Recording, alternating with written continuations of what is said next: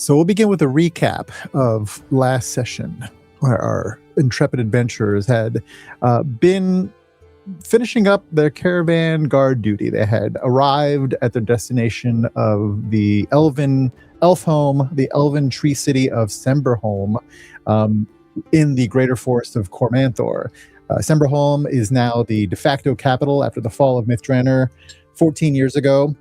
And therefore it has experienced an influx of population, including an influx of visitors, such as traveling entertainment bands for festival season, which is where we find ourselves today. It is High Harvest Festival, and that is where our friends visited last session.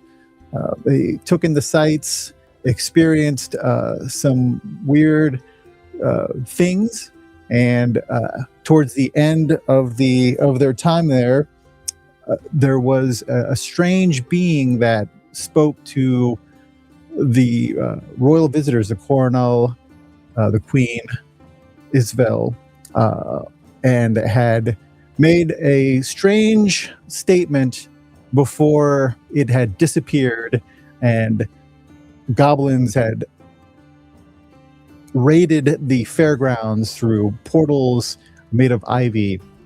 Our friends here fought them off to their best, to the best of their ability, but were overwhelmed before they found themselves waking up the exact same way they had woken up that day before.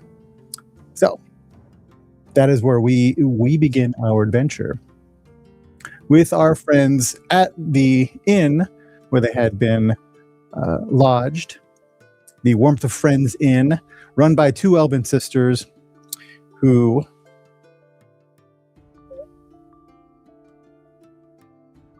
had been very kind to them that last morning. But this morning, you wake up to a blood-curdling scream. It takes you a moment to realize what's happening as the sound of giggling children ensues, along with the honks of a startled goose. It flutters into the woman you know as Yali, causing her to drop a tray of cakes outside of your window. You guys wake up. You know this is exactly how you woke up yesterday. Yesterday? What are you doing? You hear the children giggling outside, the goose honking, and the oh my of Yali as she picks up her cakes. I'm gathering myself up from the barn, shaking my head, trying to figure out what is happening, and heading towards the inn, maybe stopping to help the maiden with her fallen cakes, these muddy cakes. Yeah, you recognize the scene as it happened, almost identical to yesterday, except for this time you're walking up and helping her immediately as the kids run off with the chasing the goose. She looks up. Oh, thank you, kind Sarah. I'm getting a strange sense of deja vu. Has this happened before? What happened before? The goose, the cakes in the mud, the children calling out. Oh no, never before. No, I'm so sorry. These were meant for this morning's breakfast. I apologize. No. Apologies are not needed. Let's go inside. Here, let me help you. There's my friend can maybe help clean the cakes. Yeah, let's go inside. Okay. You travel into the, you walk into the main room, the common room. It's a two-story common room that is inside a gigantic tree. The rooms, are upstairs where we find Arlen, Gada, and Korak. What are you guys doing? You wake up to the exact same noise that woke you up yesterday, last time you woke up. Gita sits up immediately, and I think her first thought is to get the smokes that she gave to Elle yesterday, to grab those, and starting to feel a little unusual because of the familiarity of it. She'll look over. Korak. I'm at the window. Get us the screaming and the giggling happened again this morning. I rather find it refreshing.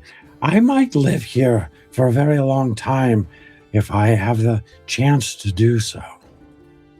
And I believe you can do whatever you want. You're a free orc. Half orc. I am half of an orc, but can you help me get my chain shirt on and my hat? And I peek in. Are the smokes that I gave to Elle yesterday? Are they in my bag? You gave them to. I gave them to Lang. Yeah. Yep. They're in there. So I'll just shake my head. I'll feel like I'm shaking it off. Like this is just a weird feeling, and I'll pull the chain shirt up and then drop it over him. Core, doesn't this feel like it's happened before? Yes, but there are things I look forward to if this is exactly what's happening. First the screams and the giggles, and then I can get the coins from the tent. And the apple. The rotted apple. I look forward to that as well. Yes, the outside. I like the stuff on the outside. Well, let's go downstairs. Let's see if Arlen's up. And the pastries. Dirty pastries. Mm-hmm. If we're lucky. Yeah. Yes. Arlen, you find yourself awakened by the same noise as before, except this time you note an absence of your friend Lang, who has not come into the room. He's busy with something else. And you can probably hear him outside the window. If you look down, you can see him helping the scene you saw yesterday, except today Leo Lang Elle is helping Yali with the fallen pastries. Yeah, I would say that, he was already up doing his morning routine of scribbling in his journal a little bit. And when he heard the whole interaction outside for the second time, he's like, it totally jerked him out of bed, and he's up kind of racing around, like getting all his stuff back together and to go, try and, meet up with everybody because he knows something is weird. Indeed, you go downstairs. There's the same folks that were staying here at the inn. They're all seated in the exact same spots that they were in yesterday morning. And you see Yali coming in with Elle helping her with the pastries. And you note your companions come down shortly after that. You guys are in the common room all together. Arlen will just go up to the pastries again and go, I'm so you drop sorry. these again? She looks up and she says, again, no, this was an accident. The kids were chasing the goose and they ran into me, and I'm so sorry, everyone. There won't be any pastries this morning, unfortunately. Something weird is going on, Arlen. Something very strange, like deja vu strange. He'll just motion to the woman to hold on a second, and he'll prestidigitate the food. Okay. As I see your hands doing the gestures, I will grab your hand for a second and take one of the dirty ones, and then I'll release your hand again. Oh, yes, I forgot. Sorry. He'll just continue to kind of clean him off until he's got all signs of dirt off of the food. Sure. What is going on? This is really weird. Have you guys noticed that it's the same day like, again? And again. What's the last thing that you guys remember? Do you remember going to sleep last night? Yeah, you probably remember that. Yeah. The day, basically the afternoon, late afternoon was spent with you guys recovering from your injuries. Is basically how you spent all night, and you were probably expecting to wake up pretty messed up still, but you find yourselves in the exact same state you woke up yesterday. Wait a minute. We were in a fight, right? Yes. Yesterday or whatever. I thought you were dead. I thought I was going to die too. And then we were healed on the field. Kids were taken. We came back here to recover. Carnival husband. You will if you Peter got married. Doesn't even know me yet. That's really romantic, actually. Yeah. I forgot his name. Did this just become a rom-com? What is going on? I don't understand. That doesn't Okay, even first of matter. We all, gotta if figure there was this an out. attack, if there's an attack People should before know and about it. replaying the same day, like we need to stop it from happening. We can't let those kids be abducted by those goblins and hobgoblins and whatever else there was. No. Who do we talk to? We sh- What do we do? Arlen, you have How's- contacts here, right? Yes. I'm aware of some people that we could talk to. It's a matter of finding them on a day like this. Well, do you Right, remember what that the- guy said? That with the hair? Oh, he was talking about Who was that? That milky-eyed, This- lion-maned hobgoblin fellow with the giant Yeah. codpiece? Yeah, I That remember one. him. Indeed, that yeah, one. hard to forget. Yeah. He Do you said suppose we just he said something to the effect. He was addressing Her Majesty, the Coronel herself, and he said something to the effect of An That- agreement. that an agreement had been made, and it was time for her to basically come through with her end of the bargain, and that he wanted one of the two, and she refused and said anything but that. And then he initiated the invasion before disappearing into a burst of locusts. Arlen, if you know people here, we should talk to someone who can tell the Coronel that this might happen again and find out what is the agreement that they have. Yes. Okay. do you think we need to wait until they show up at the fair, or will somebody let us in to talk to them and have a private audience earlier? It seems pretty important. Well, the one person I can think of talking to is my old instructor, Telegant. He is the leader of the Moon Shadows, the guard. Perfect. That's Yeah. great. But on a day like this, he's not going to be where he, at their headquarters. He's going to be out, making preparations for the day. So But we'll there's have to got to be find him. there's got to be somebody at the headquarters that we can relay this message to, and using the clout that you have with your instructor, they'll listen to you. So I would go hope there so. and tell them. And that's the first step, anyhow. And then if we need to find Telegon, then we look for Telegon. But we have to get the word out. Will It they was- believe us, though? They have to. Why wouldn't they? It's Well, kind it of a doesn't crazy seem to be story. happening to anybody else. We Everybody, can go certainly try. We're blaming on the gods. Tell ahead. them, ahead and roll let me. us. Sorry, go ahead and roll me insight checks. Everybody, as you're chatting amongst yourselves.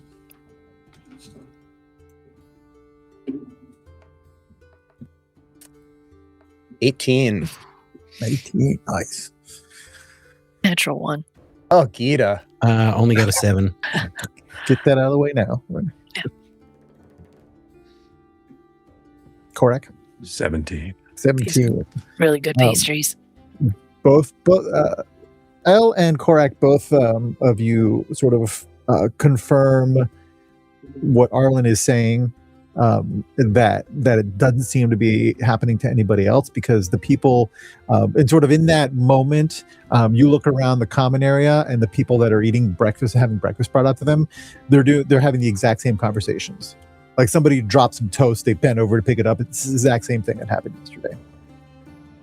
Well, if there are people out there who are reliving this day like we are, then we could maybe utilize them as allies, because they obviously will have seen what happened. So I think we warn the moon folks, the moon shadow, and we go see if there's others that can help us to be ready for this fight. Maybe we head to the festival early. The people there, the early goers, they might remember something since they were actually there when it all went down. That might be a thought. Yeah, that is a thought. That's a great thought, Gita. Was there anyone that was acting suspicious that we I mean, like real suspicious? Because there was a lot of suspicious carny folk there. There was some suspicious stuff, but nothing that really stands out in your head. You didn't see that. You're not quite sure when that figure appeared in line. You remember he was in line with the other aspirants for the Moon Shadow Muster that were hoping to show off their skill, and suddenly he was there in line. You didn't see him arrive. You didn't see him before that, but he was quite tall and obviously not elven. Well, and he left in an unusual fashion, so And maybe he he arrived in a similarly unusual fashion. Indeed. I wonder if we could find out who that is. That might be leverage if we know who our enemy is. Yeah, They're Jose, has Arlen ever seen anyone like this guy that they saw at this confrontation yesterday? Like, would he know who it was or Roll me a what nature. it was? Roll me a nature check. Nature? Yeah. Lark, to recognize that there are others that came from out of town like we did. And maybe 12. someone in the traveling 12. troop is also having this experience. Agreed. And if we can talk to them and band together, we might have a chance. That was a lot of foes. This town was being decimated. Yeah, it wasn't happening just where we were, and where we were, there were way too many. Everywhere, right? Yes. Yeah. Everywhere. Correct. All through the city. Arlen, give me an intelligence check. Just straight intelligence? Yeah. You couple it with Arcana if you. Yeah. Let's go ahead and do that. Oh, God. Of course. That's pretty low, a 7. I only rolled a 2. You've never seen that particular entity, but your nature check is good enough to tell you that it is most likely, given what it looked like, given what it did, and given the beings under its command, all of those beings were goblins, or goblinoids, and goblinoids are fey creatures. That's where they originated. You're somewhat familiar with some of the goblin tribes that are sort of local. None of those were these. And clearly, whatever this being was quite powerful because it was able to multiply portals and bring in these allies quickly into the city, into the whole city.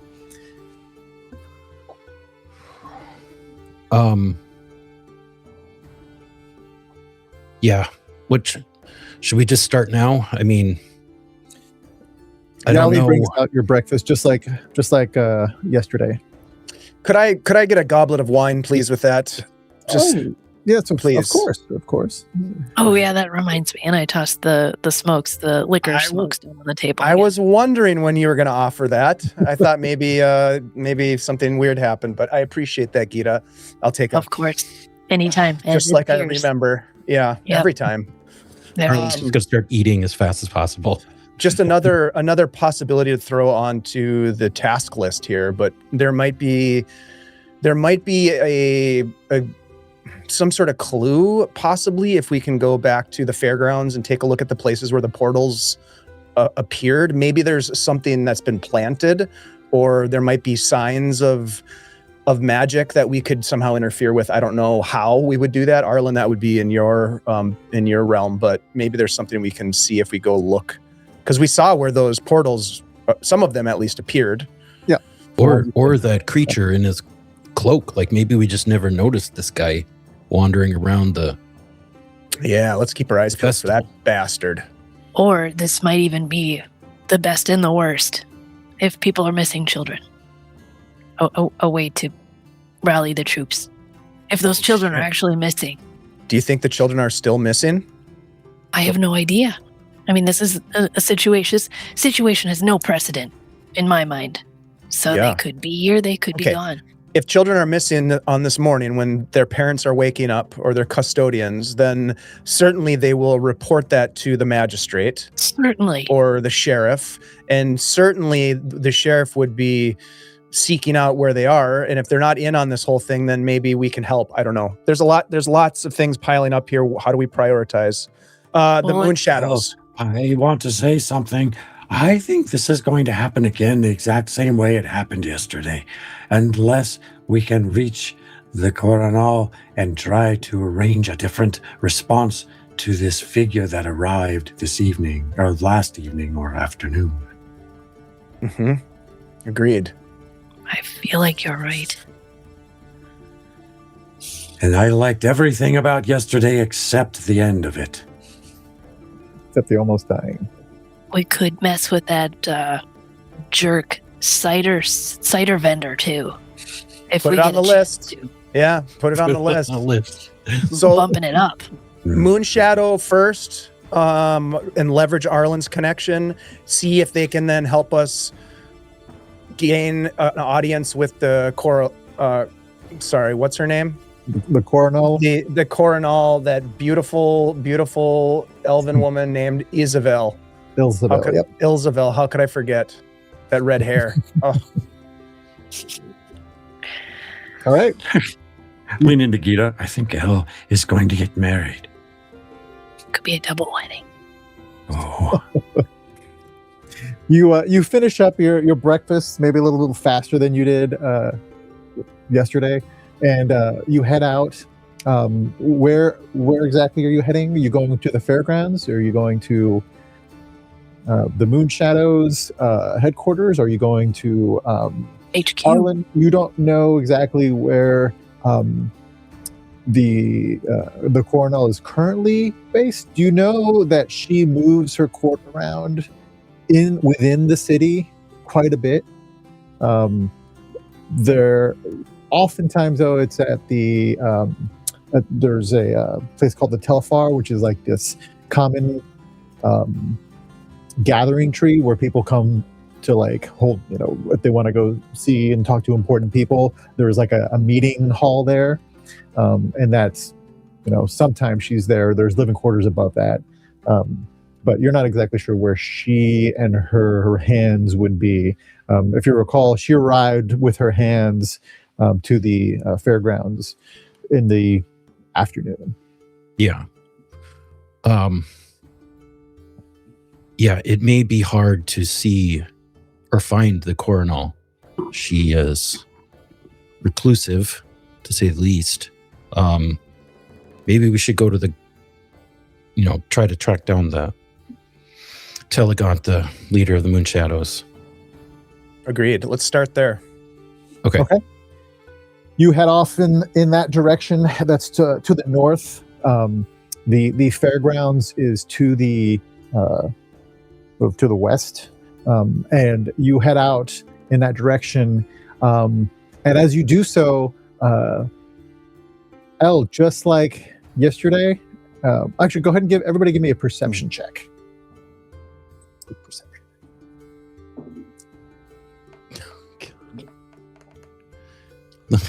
Nat 1. Yeah. 23. Nice. 23 as well. Sweet.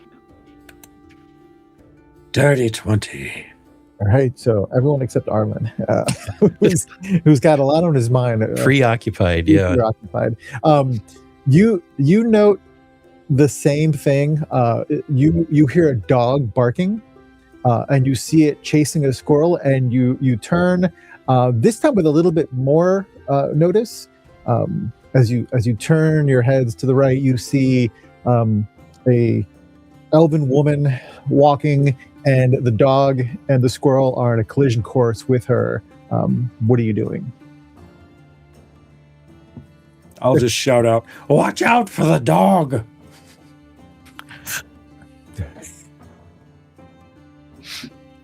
Leo, Gata, anything? All right. I think it's covered. Insufficient. I'm like standing tall with all my enormousness in my weird voice. and that Go ahead belt and buckle. Go ahead and roll me initiative, Korak. Right. Initiative. Oh, how about 19? All right. Let's see what she. All right. You yell that out. She. For a second, it looks like she doesn't realize you're talking to her. She sort of looks up to see who yelled what and who they're yelling at. And the dog barrels into her as the squirrel passes under her skirts, and she falls once again, dropping the scrolls that she had before. Just like yesterday. Just like last time, I will go up and reach a hand down. Milady, please let me help you to your feet, and I'll try to give her some assistance. The dog rolled higher initiative than she did. She. Oh, thank you. She looks at you. She says, "Oh, you are visiting?" Yes. We just came into town, my friends and I. Jose, what was her name? I think she told us her name before. She did. Her name was Ceylon. You're Ceylon, yes? Yes, that's my name. Do we know each other? In a sense, my friends and I, we've met you before on a day not unlike this one. In fact, one quite similar to the one that we're in currently. It's all very confusing, but do you have a sense that we've met before? She says, I don't recall your face. Suddenly I'm standing there and I say, "You're fortunate it wasn't worse." Oh, I'm certain I remember his face, and I don't recall. I don't think I know you, but thank you for your help. I appreciate it very much. Go ahead and give me a religion check. I was just going to ask, do we actually know much about this deity that she seems to be representing? Yeah, that's what the religion check. Shall I make it 2 or just? Sure, yeah, absolutely. Anybody who wants to. I would imagine your other 2 companions are not far behind you. 10 for Arlen. 5. Oh boy, I have 0 in religion. Well, then that's a 7. What L get? I'm like the most unreligious person ever. What was I didn't see Lang's Leo. 7 total. 7. Yep. Who got the highest? Arlen got I got a 10. Gita. I think the 10 was the highest. That was the highest. Well, yeah. Much like yesterday, you recognize it simply because you're an elf. It is the sunset symbol of Labellus Enereth, who is the elven god of longevity and time. You are a maiden of the temple, yes? Yes. I'm a chronologian. I am a priestess of. Yes. Yes, she is a priestess of Labellus Enereth. Yes, that's correct. Would it be kind of common knowledge what Labellus, what their? Yeah, I mean, you worship an elven god, so yeah, you know who this is. Mm-hmm. You know who this. Well, that's fortuitous. Yeah. This is very fortuitous that we would meet you. In fact, if my companions don't mind, we have a bit of a riddle, a time-related riddle, that perhaps you or some of your companions at the temple might be able to help us with. Well, I would be happy to. I was on my way there just now, actually. Would it be worth us perhaps splitting up to take care of a few things at the same time, or should we all stick together, friends? I know we have a variety of tasks on our plate, so to speak. I think splitting up would be fine. Time is something of the essence, and it seems rather safe right now. Yes. That's Here, not we- funny, Gita. I'm here all day. Literally. Literally. You've piqued my curiosity. What was your name again? My name is Lang. Lang. Mm-hmm. This is my companion Arlen, and this is Gita, and this fellow with the belt buckle is Korak. My pleasure is mine. Well, yes, you are welcome to accompany me to the temple if you wish. I would. Let me help you with these things, and I'll also sort of help gather the scrolls up that have been dropped. And Arlen, you should probably go to the Moonshadow HQ. Yes. Yeah, I'm thinking. Yes, I probably should. And Arlen, you just as sort of you notice this in passing. Sort of, I'm gonna give you information like this every once in a while, not that it's necessarily pertinent, but she looks. She has the appearance of a green elf, otherwise known as a wild elf. They are one of the subspecies of elves. Obviously, you are a sun elf, I believe, right? Mm-hmm. And they are known to be, probably the most practical of the elven sub races. But and you recognize her as probably a Fern Song was probably her clan name. Anyway, just of interest there. She starts heading this way, sort of looking as to see who of you are coming with her. I'll meet you at the fairgrounds. Yes. Yes. Leah, Lark, are you going by yourself? Come with if you'd like. All right. I'll go with Arlen. Okay. All right.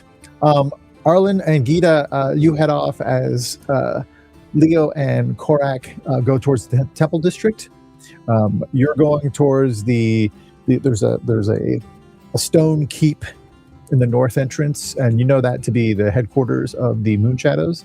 But you also know that they're sort of all over the place. You guys will probably get there before they get to the temple district. So let's do that real quick. You arrive at the fort. It's about a 2-story construction made out of stone, very finely wrought, and you see some guards there. They're the Moonshadows that are just stationed at this outpost.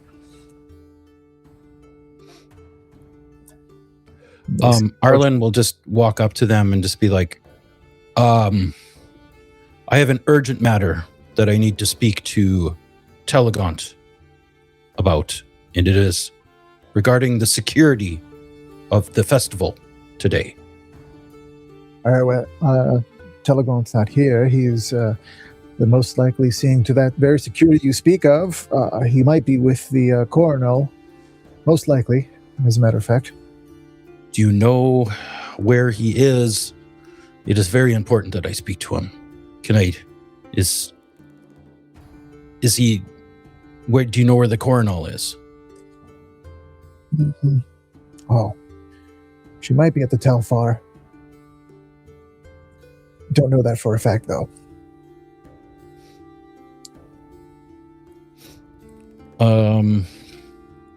Where did he say? It's the Telfar. That's the sort of the meeting tree. Okay.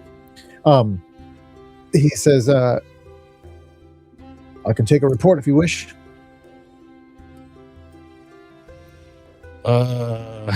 Arlen's kind of conflicted. He's going to look at Gita. Do we bother? I don't think I can discuss it further. I think Maybe we just say that we have an urgent message for him and for him to get a hold of you. Is there a way that he can get a hold of you here? Or does he need to find you as well? Maybe we just say that. There's an urgent message involving security. Maybe we don't say that. Urgent message. I'll just say Arlen. Arlen Brightsong urgently requests a word regarding today's security. You'll be at the Yeah, you know Fair. he will be at the festival and at what time he will be. So you know that part of his itinerary for the day. Okay. It's a bit late. Oh, this But he is could be. frustrating. Let's leave the message and then let's go to the Telfar. Yeah, he'll leave word with the guard, and then they'll make their way to that meeting hall to see if they can find some higher ups. Does anyone seem off here?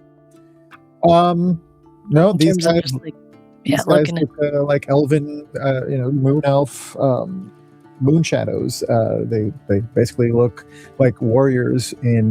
They don't have any huge like insignia or anything like that. It's very subtle. It's very sort of camouflaged in their armor, and they seem like very sort of rangery type warriors that are just doing their duty. Are they acting off? The like do they look like we feel disoriented at all? Okay. No. And as you what message do you leave with the guard? Just that Arlen Brightsong is trying to contact Telegant regarding an urgent matter about festival security. Okay. And where can he find you? Ask the guard. That is the tricky part. You just say at the festival. Yeah, he'll be at the festival, like near the main stage. All right. Yeah, my understanding is that he'll be there later this afternoon, so that should work out. All right. Well, Master Brightsong will make sure this message gets passed along. Thank you. Yes, let's go. And, yeah, as you head off, you start walking towards the center of the town where the Telfar tree is, and go ahead and give me a perception checks as you guys make your way through the city.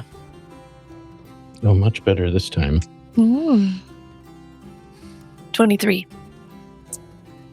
17. Much better. You both notice this primarily because she's on an elven couple that seem distraught, and they're hurrying towards the place you just left, the Moon Shadows HQ. I'll pick up my speed to match their speed so I don't slow them down on their way. Yeah, they're sort of, you're walking away from that place, they're walking towards it from a different direction, but they seem very distraught. And they're like a couple. Yes, correct. I'll slap Arlen. Look at this. And I'll go up to them Yes. as they're moving. And as they're moving, your perception checks are good enough to sort of overhear what they're talking about. They're like, he was in his crib this morning. We were gonna go, and she's clearly talking to her husband about their child. She's been weeping, and they're on their way to, you would imagine, report it to the Moon Shadows.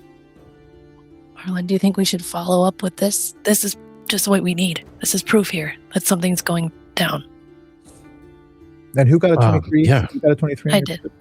You recognize them from the fair yesterday. This They're the ones, because I only saw one child being taken. Yeah. It sounds like they don't have a memory of yesterday, though. No, Right. from what Okay. you overheard, it sounds like they were getting ready in the morning to go to the fair, and she went to go get the baby, and he wasn't there. Oh, this is okay. I don't know what we're gonna say right now. All right. Yeah, well, I don't know either. I want to appear guilty or anything. we can pause right there while you get your thoughts together, and we'll go to the Temple District as Leo and Korak are making their way to the Temple of Labelis Enereth with the priestess. She's very affable, as she, it takes you guys probably a good 20-minute walk to get to the temple. And she's asking you, where you're from, if you're here for the festival, and she's very intrigued by this mystery that you have. At some point along the walk, I'll just be like, my friend Korak here is a man of faith as well. Oh, Yes, a spiritual advisor to me, as it were, Korak. And I'm saving my best sermons for another time for you, Leo, as you know, but yes. And I look at the maiden and I say, what are the teachings in your faith on the nature of death? well, Labellus teaches us that we all have our time on this plane, and we will all eventually move on Yes. to Arvindor. that seems to be Korak's favorite part of the story. The moving on. Right. But I don't know of Arvindor so much. I've heard of a rumor, but I don't understand very much what that is about. What is about? Arvindor, it seems very hopeful. It is. Oh, good. It is the elven afterlife. Yes. It is where our creator, Coralon, and all the other gods of this Eldraine live. Oh. I'll have to look into it the next time I'm inside of a library.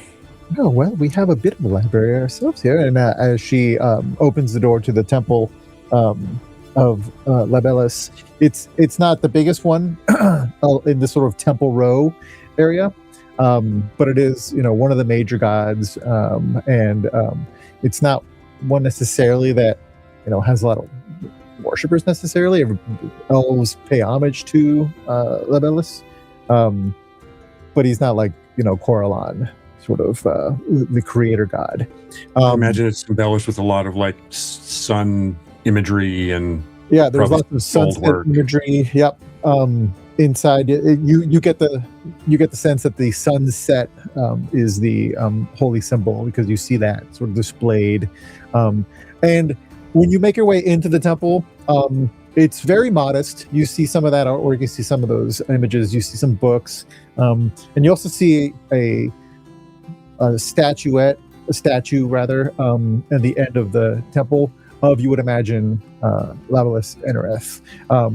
And you get a gander at it, and it looks like a very handsome, long-haired, you would imagine, sun elf. It's a painted statue, and the thing that maybe stands out, and for those of you who are not elves, that wouldn't be able to tell one elf from another necessarily, the one thing that stands out between this statue and maybe other ones you've seen of other gods of the elves is that he's just as regal as his brother Coralon, but he has a patch over one eye.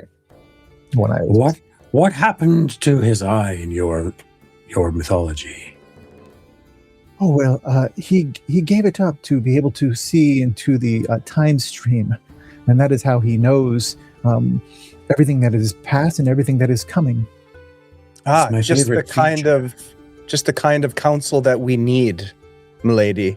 Master of the time stream perhaps can shed some light on this conundrum and riddle that we face. Well, then please join me in here. We'll get some tea and discuss. And she wants to sit down and hear this conundrum. She gets some tea for you guys and says, now, please elaborate, if you would. Well, there's an invasion coming. Oh, sorry, I'm getting ahead. You're jumping ahead, but that is the gist of it. There is great danger that we have experienced in some strange parallel thread of the stream itself. This day, it appears to myself and my companions, at least, we're not sure if others are experiencing this, we seem to have already lived this day. And during this day, upon the High Summer Festival, there will be an attack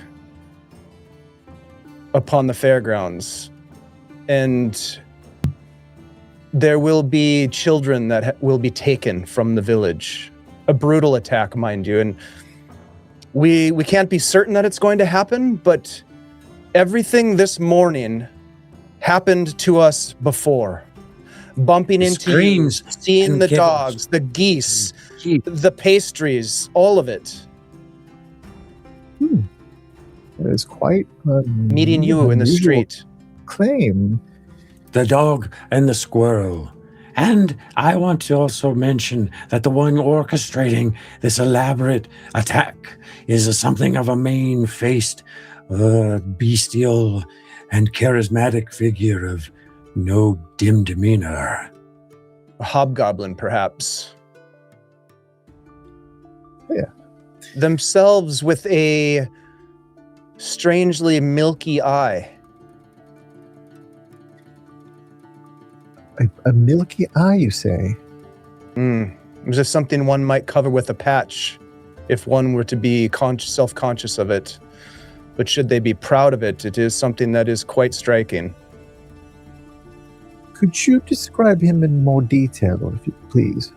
Beautiful cod piece. As you start describing him, she, as if something has sparked in her mind, you see sort of the light bulb go up over her head, and she goes over to the book racks and starts going through some volumes as you describe him. You give your best description of him to her? Oh, yeah. It takes her a while, but she finds an elven text that she sort of flips through and reads and looks up and says, was his right eye the milky one? I believe it was. I think so.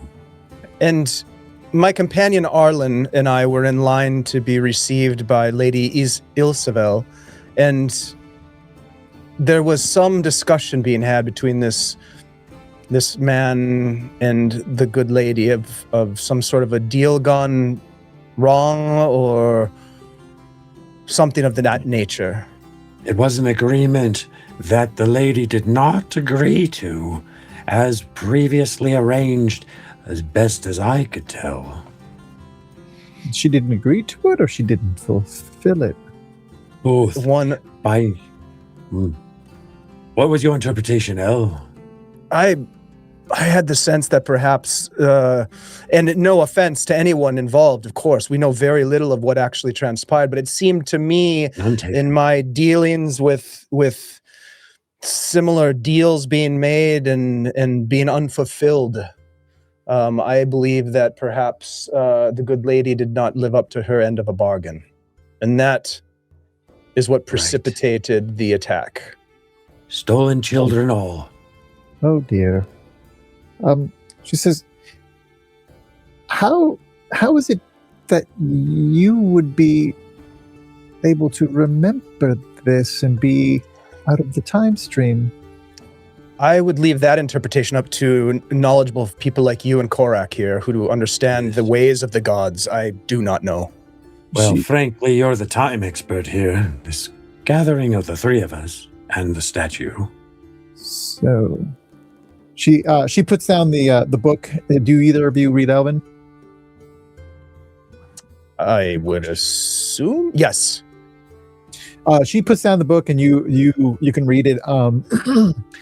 There's a passing mention in this tome of it's sort of like this epic tale, as gods do, and one of the mentions in this tale is of Labelus's time on the in the mortal realms when the gods came here. This was like 100 plus years ago, and a lot of the gods, when they were here, it was called the time of troubles, and they were basically cast down to the earth where they had to hash things out between each other. There were lots of fights between the deities, and they eventually went back to their respective realms, but some of them got into some shenanigans. Some of them went mad, and there's a story of him having gone mad, of Labelus while he was here, because he lost his ability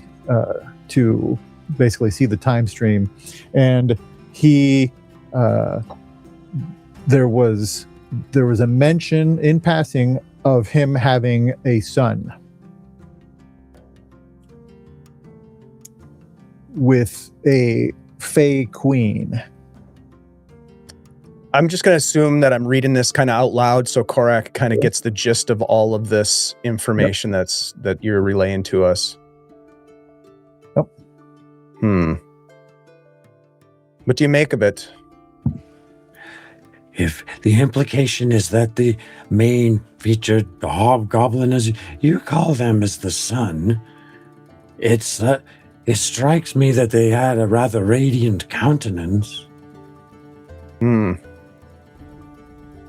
Is it not true, good lady, that the goblinoid folk themselves are from the Fey realm and have a relation through lineage to the elves themselves?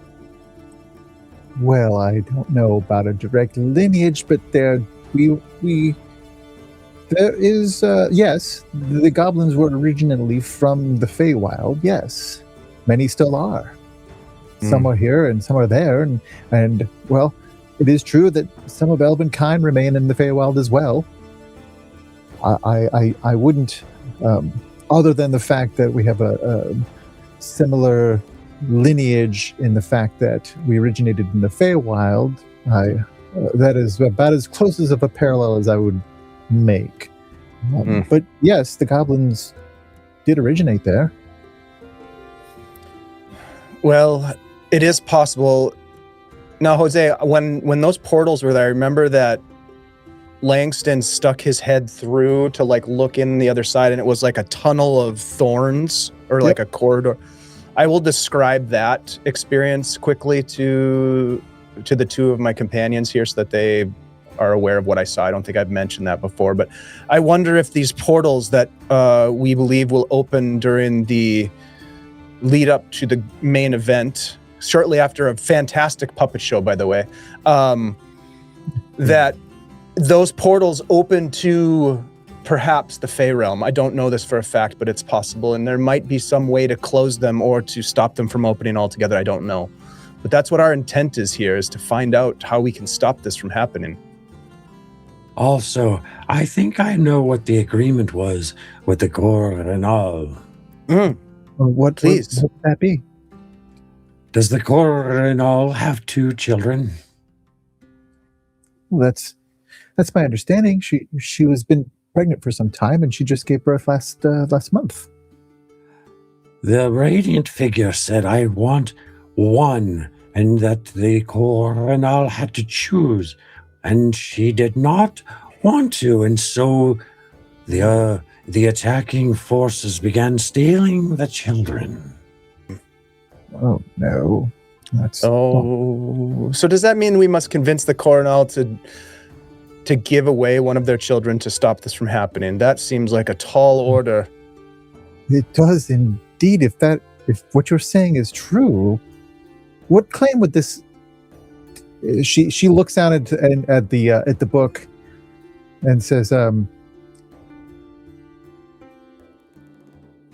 Evergreen Prince is sort of a colloquial term for the son that Levelus is purportedly, in legend, supposed to have had." And she says, Evergreen Prince. If what you're saying is true, and if who you are describing is this prince, and she looks at Korak. Korak, what exactly are you saying? What claim would he have to these children? First of all, what do you mean if it were true? Life is too short. We don't know how much time we have to lie our way through it. It's true. But in answer to your question, I don't know. Some sort of agreement, I imagine, that had to do with a favor. Lady Ceylon, do you believe our story? Well, I must say, I am inclined to. I just don't know how it is that you would be out of this time stream and why it's happening again. If what you're saying is true, then that means that I've experienced this day before. I don't remember that.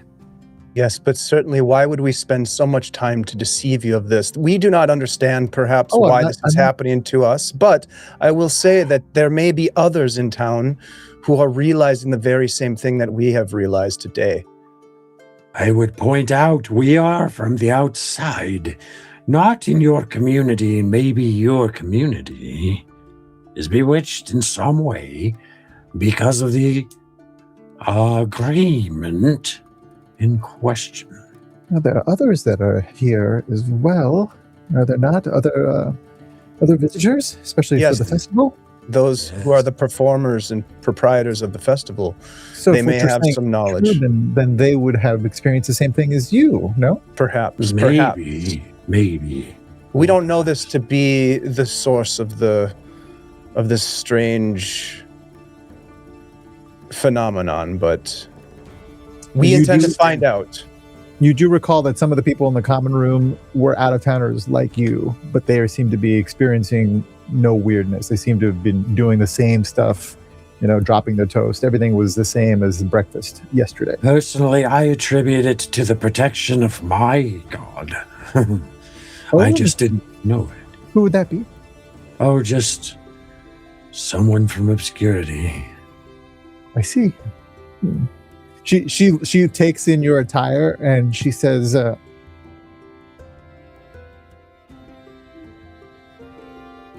Jurgle. Am I right? I don't know. Jurgle. Anything. Roll me a religion check. What? My super duper religious skills. That's pretty good. That's a 14, yeah. I rolled 14? a 16. One of the few gods you do recognize, Jurgle, who was the god of death before Merkel was. He's known to be the scribe now. The sort of just takes note of people's expiration in the afterlife. I love Jurgle. Oh, yes. I thought so. Well, that makes some sense, I suppose. He does. He's a keeper of records in a way, much. Yes, I also try to track the expiration date of every individual I find interesting. Well, that would make sense. Of course. Something still troubles me about what is happening here. If this town is bewitched, Korak, as you suggest, which I believe it may very well be, why would it be given a chance for a second day? Why would this curse allow for another? Is there to be another opportunity for Ilsavel to give away her child? And if she doesn't the second time, will the outcome be worse? Possibly. Right now I'm trying to use persuasion to get Lady Ceylon won over to our side and understand that perhaps they can help us. Sure. Give me a persuasion check. We will need everyone's help in this, Lady Ceylon. Yours and those of your order as well. 16. 16? She says, as I said, this is intriguing to me, and I would be happy to help as long as it didn't hurt anyone. I declare we are trying to avoid anyone from getting hurt. Or minimally hurt. Then a few deaths may be unavoidable. Then you have my aid, however I can render it. If you could somehow look into this connection with the son of Lebelis, this Evergreen prince, you say? That's what this passing mention calls him, yes. There's more detail and maybe some documentation of a deal and how it could be somehow undone. I could look into it. Please do.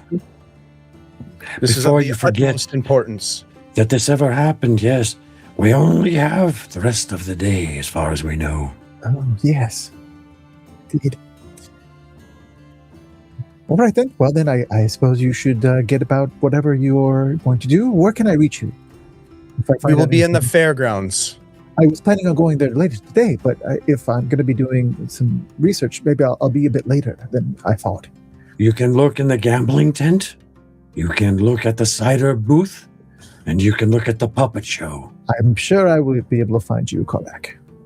You stand out. I'll try to step aside and be by myself so you can find me. From time to time, once per hour, I will do that. I will keep an eye out then. Thank you. Thank you for your help. Thank you. This is much more interesting than a fair. I would say she does seem sort of excited with this challenge that seems to be related to her god, and so she's like, and if this is a prank, then it's the most wonderful prank. I assure you, lady, this is no prank. I will take my duties most seriously. Then I will seek you out in the fair. Then, all right. Look for me. I will. Cork, let's find our companions. With my sense of importance right now, I'm just going to clutch my shield and walk with pride. All right. We go back to Arlen and Gita as you see this couple making their way distraught to the moon shadows. What are you guys doing, if anything? Arlen, I think we should just go to your person, to your man. We're not going to be very helpful here. Yeah, I think we're just going to alarm them even more. I mean, it doesn't seem like... We'll be sure to relay, what happened to them. It doesn't seem like they remember their child being stolen. It seems like they woke up just like everybody else here. So, we might appear sort of even guilty, which is not anything I want to have happen to us here. Yes. Let's just go to your guy. All right. If we can avoid this. But do you think we can even avoid it? I mean, they're already gone. The child's been stolen. What are we going to do now? I don't know. Are they going to steal him again? We have to, get people to believe what we've been through.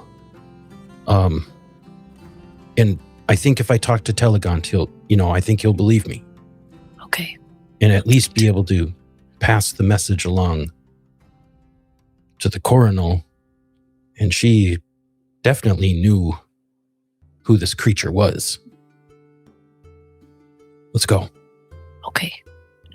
Do you think we should have him put guards where those portals were too, just in case she decides she doesn't want to help out? I mean, we know where those portals went up. We could have guards. True.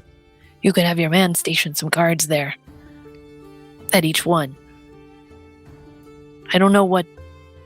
I'm just hoping we could prevent the whole thing from happening again. Somehow. Well, plan B. Always smart to have. Yeah. Let's go. Let's make haste, as they say. Yes. All right. You make haste towards the Telfar tree. And when you get there, it's a huge tree. It's hollowed out inside. The first story is 2 stories tall, but it's just a giant meeting area with pews and a seat where the coronel and her husband would sometimes take audience, on certain occasions. And then there are stairs that lead upwards into the rooms that are all in the interior of the tree.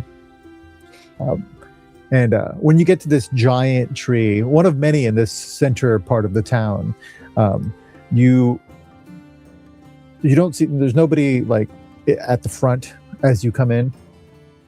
And you step into the big meeting hall, and you see a couple of like servants maybe walking about, but nobody else in here.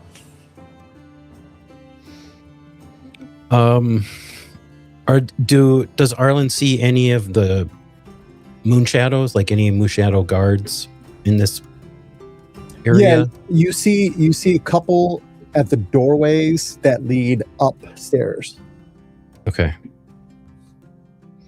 and they're sort of at the far end of the meeting hall, like behind the chairs. I would say he'll clock those guards and then just start walking over towards them to ask them. Sure. Excuse me. I'm desperately looking for Telegant.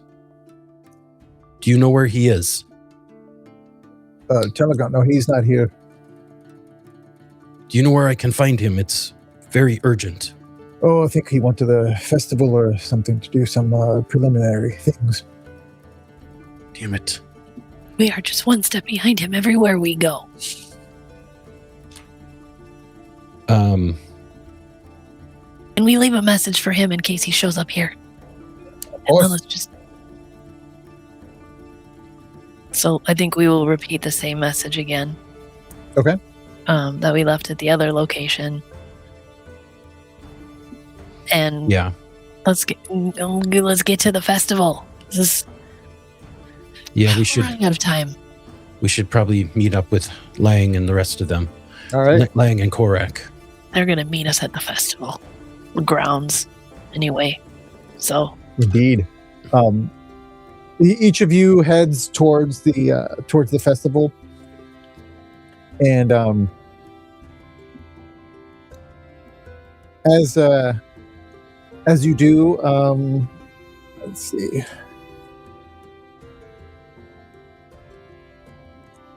Dave, high or low? Hi. As you approach the festival, assuming, hoping that you will meet up with your companions, you hear, "Would you like an apple? Candied apple, sir?" There's a gnome approaching you. You know, you're only the two of you at this point still. Fuck no.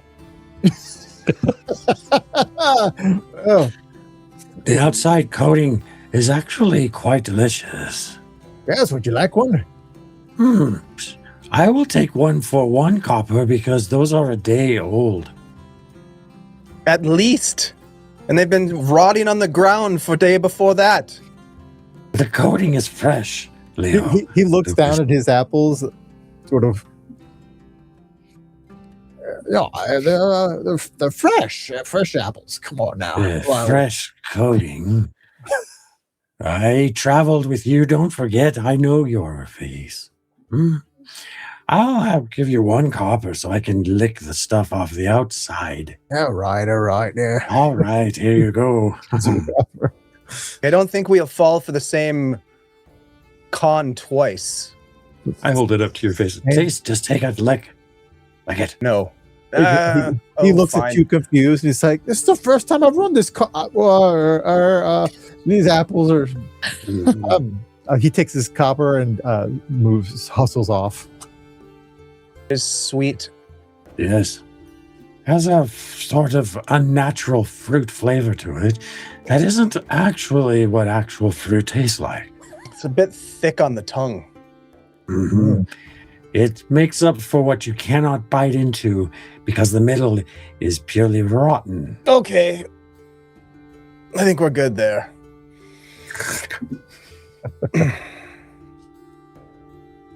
All right, you guys make it to the festival. You all you meet up with your companions after a few minutes. When you get there, much like the other day, except you're a little later in the day, since you did other stuff before coming here. But it matches up with what you would expect. You know, I'd say maybe you were about an hour late. And at that time, you recall what you were doing and what was going on as far as the shows or whatever, and that seems to be what's happening at the fairgrounds. And I'm looking for the Orcish. What's that? I'm looking for the Orcish or the Orcish woodsman. Yeah, you can find him. Yep. All right. I just walk right up to him. How tall is he? Because I'm 6'3". He's probably a little shorter than you. Okay. I'll just walk right up to him and just look him in the eye and just say, You want to meet my sister, Gita? I mean, my cousin, Gita? Do I know you? Not today, but maybe you will by the end of the day. I think you'd like Gita. Are you feigning to not know your own carny wife? Right. He goes, this is the first. Wait a second now. It's not me. I'm not the carny wife. I have. Is this My cousin. Have you never taken a festival wife before, sir? It's like, I haven't had any cider yet. What is going on here? About that. The cider merchant is particular about selling to our kind. Oh, is that right? Biased Over again. charges. What Leo says is a truth. Oh, that's unfortunate. At this point, Arlen and Gita, you guys arrive, and you sort of spot your companions talking to this. There she is. Feast your eyes on this one. Gita, look who I found. How did it go? Did you discover anything? Yes, much. But don't get in the way of love, Arlen. Observe. Arlen's just like looking around, see if he can find, looking for Telegon still. You're looking around, you don't see Telegon. You see the grandstand there. It's been built, it's set up, but there's nobody there yet. Okay. And as far as you recall, he arrived with the queen. There's no telling whether he was just, hanging out and just appeared with her when she wanted him to, or whether he came with her. You weren't paying that close of attention. The orc seemed a little confused as to what is what is happening. Says, I'll walk up. I'm gonna walk up and grab his hand and say, "Don't you remember me from yesterday? Your Last friends night? here seem to think I should. I don't think we've met. Your careful ministration saved my life."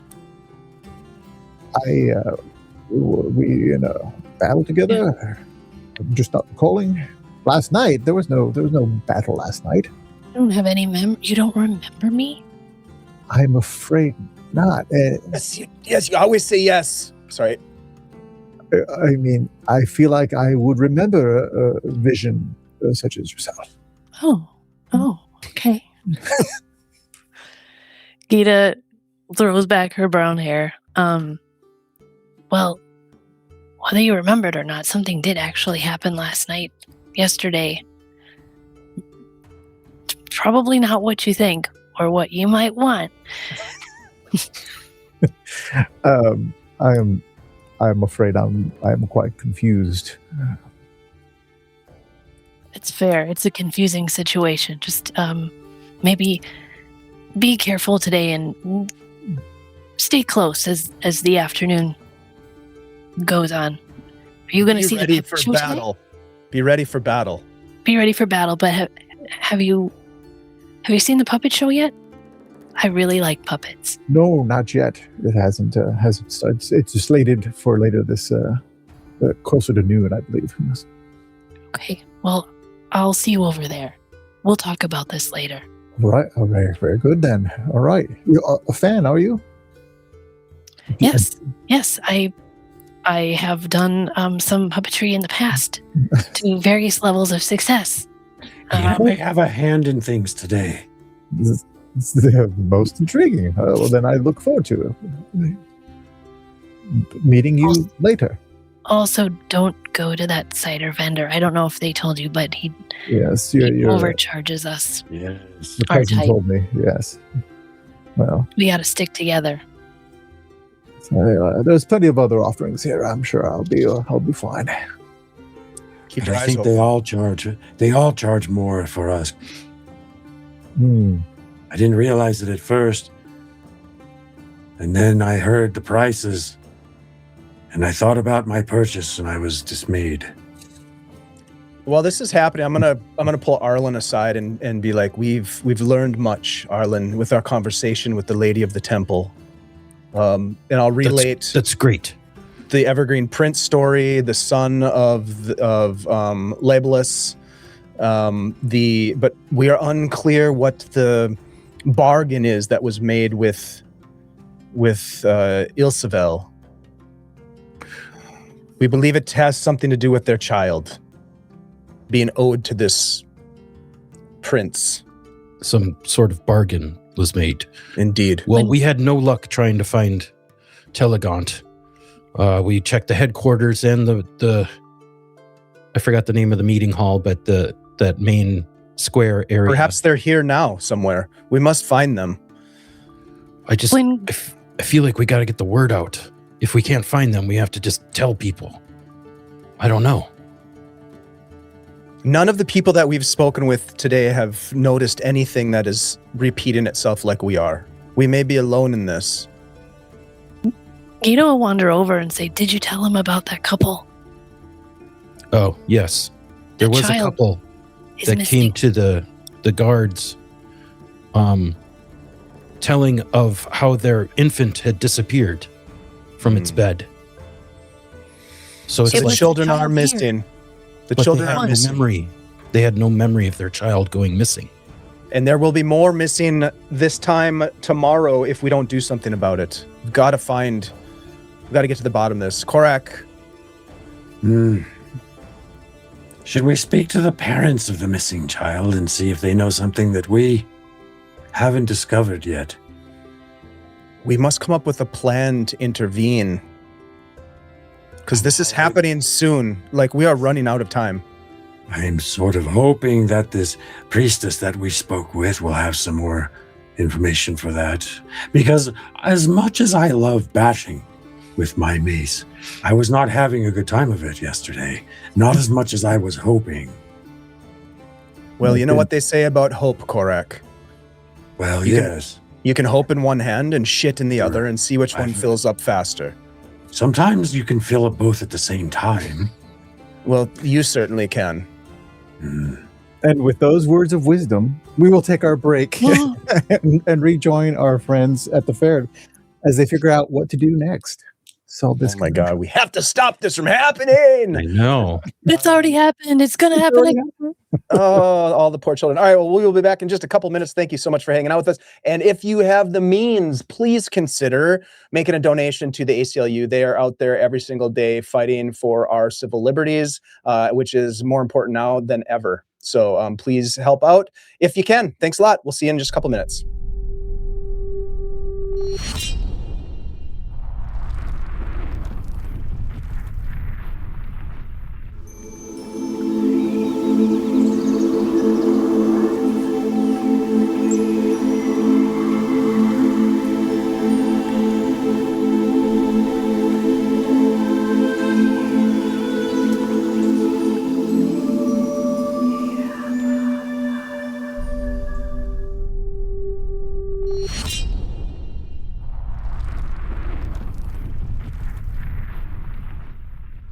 All right. We find our friends at the Harvest Fair looking about, wondering what course of action could possibly stop what is incoming. They know that at some point this afternoon, some creature will, at least in their experience, make a demand of the coronal. And then when the coronal refuses, everything goes to hell. But is that going to happen today? Who's to say? Probably. What do you guys? Yeah. If we are unable to convince the Moonshadow to help us bolster the security of this place, Arlen, then we need to come up with a backup plan, a plan B, Gita likes to call it. I know. Do we And- just ambush this guy as soon as he shows up? I think it will only trigger the attack if we do. I think the best we could do is to somehow reason with him, to maybe strike a side bargain that we will help him somehow with influence over the lady or something. I don't know, but I think an all-out attack or counterattack is going to be a wasted effort and will only result in more children being taken. I'm no Did seem expert, like a very powerful creature. but I'm no expert on the Fae. But I think that once a bargain is struck, it must be fulfilled or they're never happy. Well, I'm no expert on math, but didn't he say he needed one and he's got one? Do you think that even there's going to be an attack? Do you think he's even going to show up? Because that child is Gita, definitely gone. that suggests that the child of the fair maiden and Coralon is an equal to the myriad of common babies that were taken. I think there's one child in particular that this creature wants. And he may continue stealing the other children until he gets it. That But is it my may be worthwhile to speak to the parents of the child that's been missing since yesterday. There are likely to be many of them. No, well, maybe. But what if there's something special about that child, too? I didn't Well- consider that. I'm going to look around and see if I see them. Okay. They were here. I mean, that was special-ish, but You make the rounds sort of with that in mind. You start doing your investigation. Go ahead and actually give me an investigation, if you would. Heck yeah. It's there. Ooh, I know how 11. to investigate. 4. Sweet. Oh, but I rolled horribly. 11. I have a dirty 20. Sweet. Nice. Yeah, Gita. Get it. Just paying attention. Gita get gets it. it. Gita gets it. As you sort of work the crowd, as it were, you, for specific information, what you sort of hear and notice is that there's fewer people here than there were last time you were here at the fair, yesterday. In particular, you see less people with children here, like with young children here. It's not noticeable unless you were specifically looking for it, which you were. You also sort of overhear some chatter, some rumors of something that happened overnight, that some children were taken, and people are sort of keeping to themselves. It's only elves that you see talking about this, and you see that same sort of group that you saw yesterday that were sort of watched the puppet show for a bit. This group of elven nobles that were walking through, and I mentioned that they watched your show and they were like, this sucks, and they kind of kept on walking. You notice them sort of gossiping about what has happened, apparently overnight. I have a different idea. I think Let's this hear it. happened to more than one family. Indeed. We saw many children being taken. So there is some carryover that is not part of the same time loop. More children are likely to be taken in a matter of an hour or more. I think our challenge is the same that we identified some short time ago. It is to convince the Coronal to fulfill the agreement, right? Or at least to serve as arbiter between the two parties as they disagree upon this matter. Perhaps there's some influence we can leverage. Arlen, what of your mentor? I know he would help if I could find him. That should be a priority then. We should find your mentor, and we should maybe investigate where these portals appeared. Arlen is going to look towards the stage. Are there any people on that main stage? Like where the queen eventually shows up? No. In fact, when you were here the first time at the fair, you saw them arrive, and you know what time they arrived, but before then there was nobody there. It's like they were built, they've been here for probably a couple days, and they're just sort of waiting for the Coronal and her entourage to get here.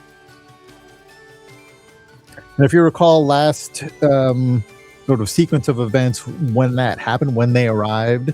There was like, they moved the wagons, they got the young aspirants together, presented themselves to the queen, to the coronal, and this being did what he did, and she, as soon as the attack happened, her high mage teleported her away. Yeah. So she wasn't here for the big battle. But I assume that they kind of teleport in, like that's how they arrive. No, you wouldn't think she would use that for that. Okay. You just weren't necessarily paying attention exactly when they got here. I mean, you Right. probably would have seen people like looking in that direction at some point as the royal procession arrived, and got into the grandstand. But you didn't pay much mind last time, other than being like, oh, hey, it's her, she's here. You don't think they got here magically or anything like that? No. My head snaps at Gita, and I say, Do you think that the Radiant One is the father of the children of the Coronal? Well, the thought had passed my mind that it was either that or some kind of fertility aid that enabled her to have these children, but she has not yet paid for. Mm-hmm. I gotta check out where the portals are gonna be. So Agita's gonna walk as a druid with an affinity for nature and greenery, knowing that they were made of ivy. Yep. She's gonna look in each of those 4 spots in the festival grounds. See what she's. Yeah, you go check those spots out where the portals formed. Go ahead and give me a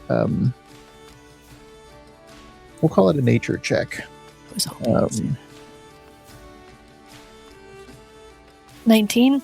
19. You definitely, once you get to those spots, and sort of check them out through that lens, you do sense that there seems to be some, like maybe a stronger thinning of the veil, a stronger connection maybe to the Feywild in this area. You don't know if that's any permanent thing or whether that's like always been the case, but there's definitely something going on in these areas. Yeah. Okay. You don't see anything overt. There's no like obelisk or anything weird physically that you see. It's more of a sense, more of the hair on your arms raised, that sort of thing. You just have an intuition as a druid. Okay. Are there long viney type things that could form this portal here? Is it no evidence of what we saw yesterday in terms of physical? The physical vines that you saw were not natural. They weren't here before. Okay. They sort of bust out of the ground and then they disappeared once the portals disappeared. What did you this is an discover, elven Gita? realm. What did you discover? There is some definite fey magic in those areas where the portals were. Currently. I mean, that's currently, yes. But that doesn't necessarily say anything because we don't know what it looked like days ago. It could always look like that. An echo of energy from what happened, what we believe to be yesterday, that still lingers, or a portent of something to come. I don't know. I just can tell. I can just tell that there's some kind of like magic there. I don't know if it's going to help today or if it's left over from yesterday or if it's just actually magical there in a fey kind of way. Understood. I don't know. Let me But it try is special. something. I'm going to, if it's okay, Jose, I was going to look for Aethmore, Tervant, Dav, and Galia. Yes. Yeah, you can find them after a few minutes of looking around the fairgrounds. Yeah. Okay. I'm going to approach Galia. Okay. You see them sort of eyeing a mark, like they're about to sort of do the bump into, take a coin purse, the old trick. I'm going to sort of slyly walk up to Galia, who kind of presented themselves as maybe the most amenable, possibly the leader of the small band of rogues. Yeah, she was one of the two girls. Yeah. And she was definitely the scrappiest, mouthiest one. Yep. I'll walk up and say, Galia, I have something much more... I have something much more advantageous in mind for you today. If you're interested in making some coin, that is. This will only get you into trouble. She's like, shit. She turns over to one of the boys and like gives him a look. Like, I told you. Oh, it's not Tervin's fault. Trust me. Nor is it Aethmor's. How do you know our names? She looks at her friend. She's like, which one of you ratted? Listen, I could explain to you and Dav and the others, but it wouldn't make a whole lot of sense at this moment. But what I can make sense of is the fact that you look like you're well equipped to perhaps do a little bit of looking about for me as your perhaps employer for the day. I do have coin, and I'll hand each of them a piece of silver. It's for you. Take it. No strings attached. If you want to earn more coin, then you can. If not, go your way and perhaps find yourselves in the brig by the end of the festival. She looks at it. She's like, water deep. That's pretty cool. And she bites it. She's like, who are you? You can call me Lark. Okay. Well, you seem to know our names. How do you know our names? Let's just say that I've seen you all before. Shit. This guy's good. All right. Okay. What do you want from us? It's a simple job. It will pay a gold piece each to prove your worth, which I believe you will do without much trouble at all. A gold piece each, you see, for the whereabouts of one Telegant, leader of the Moon Shadows.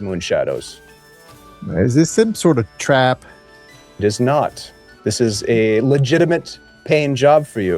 Have you ever had one of those before? I would want a legitimate, real job. I need that stuff. All right. Because it pays good, solid coin, my dear. Okay. All right. Show me another one of those coins, and maybe we'll look for this Telegant. I'll pop out a gold coin. And I'll kind of spin it in my palm. Okay. And then I'll close my fist around it. Do we have an accord then? Is that for me? Should we have an accord then? Sure. Yeah. Whatever you want to call it, we'll do it. We're in. Okay. And I'll hand her. What we got to do is find one of these. A very particular moon shadow. Oh, yeah, an individual by the name of Telegant. Yeah, I've seen him around. He's the one giving all the orders around. This should be easy then. Find that individual, come back to me and tell me where they are. And then you shall be paid each a gold coin more. Now, be quick about it. Yep. And you're gonna be here? I'll be right here or over at the puppet show. Okay. All right. And they take off. I don't know if that will work, but it is peculiar, Arlen, that this individual Telegant would be so difficult to find at a time of such import. It makes me, no offense to anyone involved, Arlen, certainly not your mentor, but it makes me slightly suspicious that there are others involved with whatever is about to happen again. Arlen, sort of thinking back to what Korak said, and what Gita and he were discussing a moment ago, you do one of the things you know about the Coronel is that she is married. She is married to a great elven hero who is often not here. He's often you think he's probably in Mythdraenor and the other parts of Cormanthor, sort of trying to reclaim and sort of get that city back, because that's sort of the dream of all the elves, is to get Mythdraenor back once again. So he's probably out there doing that. And he's very infrequently in Semberholme. You do know, at least the rumors have been that they have been trying for a child, for an heir, and have not had any success until obviously recently. But you also know, because certain elven noble families are they love rumors. There's rumors that this isn't Flair's child, and the rumors, there's different like noble families have different theories as to how suddenly, after years of not being able to have a child, the Coronel suddenly is pregnant, and so there's like obviously, as you would expect, almost after many years of unsuccessfully getting with child, that suddenly she is. So like for the past year or so, there's been, the gestation period of an elf. There's been rumors happening. Yeah, he's just gonna kind of be discussing these musings as he's thinking about them, just so everybody kind of knows the situation. Sure. It's about this time that Korak is going to go separate himself and just stand in the open. Okay. Make himself available for discovery. Excellent. What are the rest of you doing as you wait for your different threads to come together here? I'm going to approach the montage sequence. Yeah, I'm gonna approach the puppet stage. Okay. And I'm going to try to intervene with the injury that's about to happen to the puppeteer's hand and try to save him from hurting himself. Cool. Yep. You recall what he told you, that the wheel slipped, and when you go back there, you can see that the handbrake is about to give when you get back there. Let me help you with that, sir. Please, careful there, and I'll race over to help. Yep. And he sees that, and you point it out to him, and he's like, "Oh, that would have been very bad." You're gonna need both of those hands for the puppet show, sir. Oh, he's like, and he had just dropped something underneath the wheel, and that you assume that's when that happened.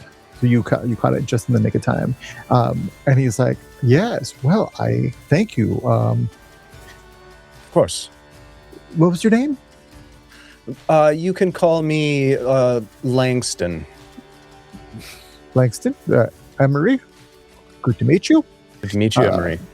Will you be enjoying the show? We started. Oh, of course. There are many who are in gleeful anticipation of the puppet show on this very day. Oh, good to hear. Good to hear. Can I ask you a question? Have you given this puppet show here before? No, not yet. Have you ever had someone step in to give the puppet show for you after a strange illness or injury? No, can't say we would ever do that. No. Strange questions, I know. It's just a small little wager I have with one of my friends. Nothing to be alarmed about. We look forward to the show, Emery. I appreciate the help. I hope you enjoyed. Thank you. And he goes about getting the puppets together, and the show starts shortly thereafter. Arlen, you note that same sort of group of the elven nobles that are walking by, and this time sort of stick around a little bit longer, and you hear them sort of whispering amongst themselves. You know the type. All they talk about is just gossip and rumors, and especially this particular family, this particular clan, and one of them is sort of between, while they're waiting for their puppet show to start, talking about what happened overnight, and one of them is like, "Oh, I wonder what's with the Coronel's children, and they're sort of wondering if the same thing happened to the Coronel's children or what is happening, and they seem to be of the opinion, like, well, I think she had some sort of dalliance with the Fae. That's what I think. There's no way. Overhearing this, Arlen will go up to them. And another one is like, no, it's probably. And another one is of the opinion that it is most likely one of another elf that you've heard of, one of the sea elves that live in the lake nearby, the lake right here. And there yet another rumor that it's her handsome scribe. That is the actual father, and they're sort of like debating as to which one of them it could be, because it's definitely not Flair. He is clearly, not the father. At least according to them, that's all their opinions. So he just kind of overhears them talking about all this. Yeah. Okay. They don't seem to be very. They think they're being discreet, but they're not. Oh God, I can't think of what to ask him. Arlen will just kind of go and convey that to everybody else. Okay. As he's like walking around. He's still on the lookout for Telegant. Sure. Yeah. All right, give me a perception check if you would. All right. Did you say, has anyone actually seen her children? Or she hides them away? You don't know. You didn't see them with her. Yeah, you didn't see them with her. Yeah, perception. 13. 13. You don't see him. The puppet show begins, and Vremshar shows up, and he's got a flagon, but it's not of cider. It looks like it's wine. And he sort of sidles up to all of you, since you seem to have known him somehow, and but he seems to be here for the show, and he's enjoying it thoroughly. He's a true puppet aficionado. He is a true puppet aficionado. He gives you puppet facts that you wouldn't have thought just by looking at him. You're like, there's no way this orc ranger knows about this stuff, and he totally knows about these puppet stories, and tells you like his favorite shows and what city he watched and all that stuff. And he sort of becomes a chatty Cathy, sort of talking your ear off about puppets. And you watch the show, and it's quite good. Emery and his family do a fine job with the show. The kids, the older, there's kids that are like not babies, that are enjoying the show, and as the show is winding down, Leo, you feel a tug on your tunic. Ah, yes, I'll turn. It's one of the kids. Yes. Like, and I think we found him. You think? Take me to him. Arlen. I'll call to Arlen. Yes. Come. He'll go follow along. Yep. Okay. You follow along, and they take you out or just outside the fairgrounds. Are all of you coming, or? Yeah. I've been seen. This is the show is almost over, not quite over. And as you go to leave, Famrish is like, oh, it's not over yet. He's looking at you, Gita. Oh, I'll wave everyone off. Okay. I'll stay with him. Okay. Sticking with your festival husband, huh? Yep. Excellent. They lead you out just outside the grounds, and you can see him. You can see him outside the festival grounds. He's talking to some moon shadows, just outside the grounds. Very well, Galia. Good job. Gather round, and as the four of them, are all four right there? Yeah. I'll hand them Yeah. each a gold coin. Shit, yes. Now listen closely. Payday. Listen very closely. I want you to take very close care this after the puppet show ends. And you want us to take him out?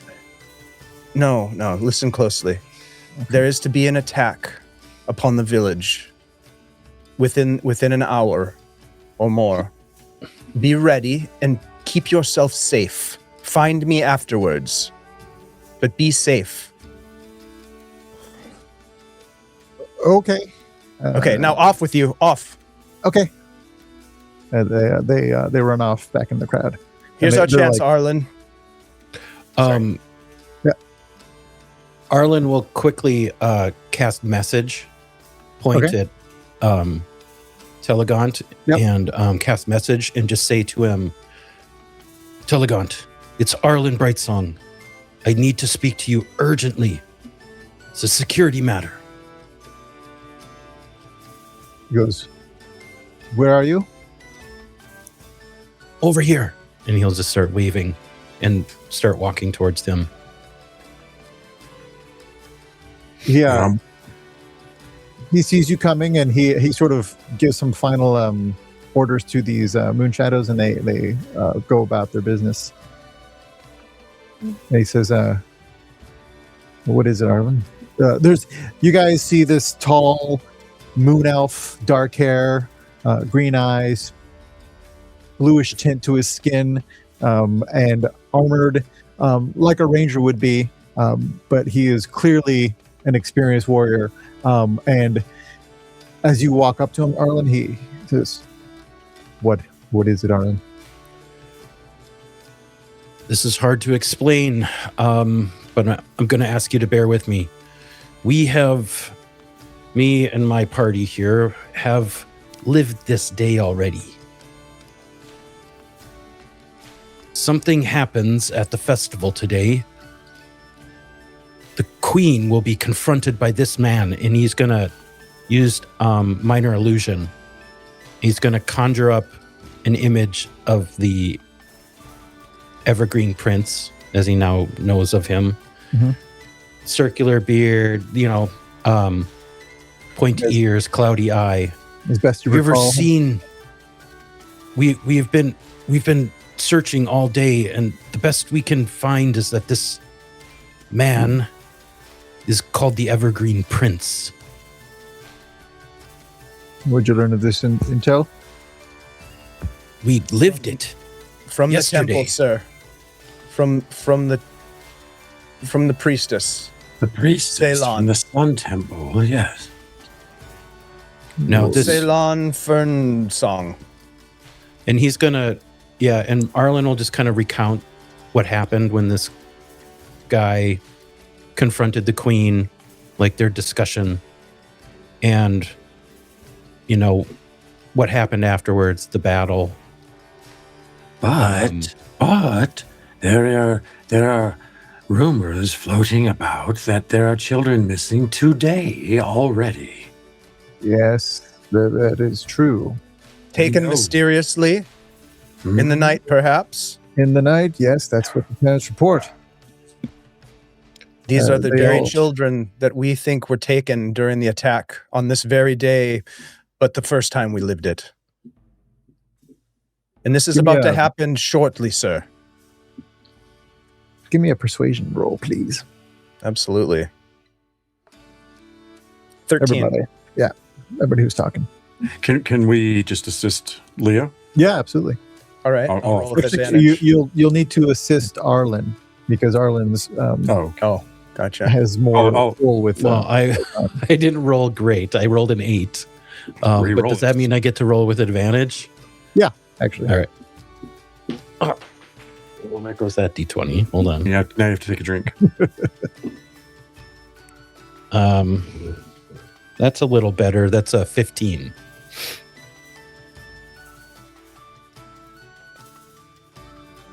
All right. Well, this is a security concern. Needs to be taken seriously. Then, You know this Evergreen prince. What manner of creature is he? I believe he is a fae. Hobgoblin, perchance. But there are other goblins that will be with them. Many, yes. You will need to call in reinforcements, sir, if we are to defend the town. Or we arrange some sort of an agreement that satisfies this prince and that the attack can be avoided. Yeah. Is it possible to discuss this with the queen? Well, the coroner should be on her way as we speak, actually. That is in timing with the attack that we anticipate happening. You say they're here to attack the queen, then? Well, the way that it unfolded was that there was a demand for fulfilling the agreement made publicly in full spectacle of all that we're observing. And the queen declined, at which point the attack ensued and the children were carried off into the portals, and we were fighting for our lives before they abandoned the battle and scampered off into the dimensional openings themselves. It sounded as though he came for a specific child, and when he didn't get it, he stole other children from the town. We believe that child to be the Coronal's child, one of them. We believe, yes, the Coronal's choice. As you're discussing this, you see him sort of get distracted as if he's hearing something else. And he says, well, the lady's arriving then. And as he says that, you can see behind you can see her walking with sort of an entourage towards the grandstand. And he says, shit. I'll pass this along. It's now or never, sir. You know what time this happens then?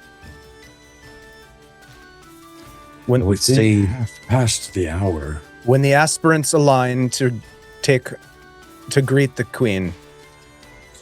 Roll me insight checks, everybody. Quick question. Yep. As we're looking at this entourage, do we see any children-sized figures that are perhaps draped or, Nope. their appearance masked? Okay. No children. 17.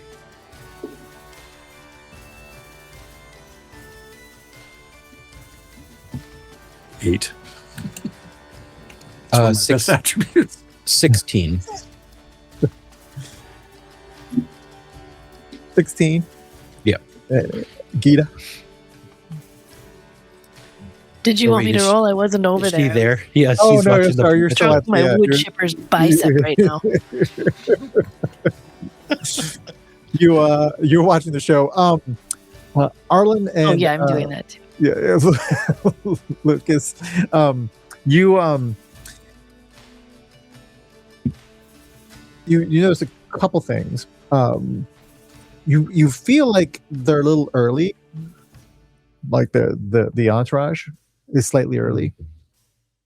And as they sort of get to the grandstand, you're basically behind the grandstand at this point.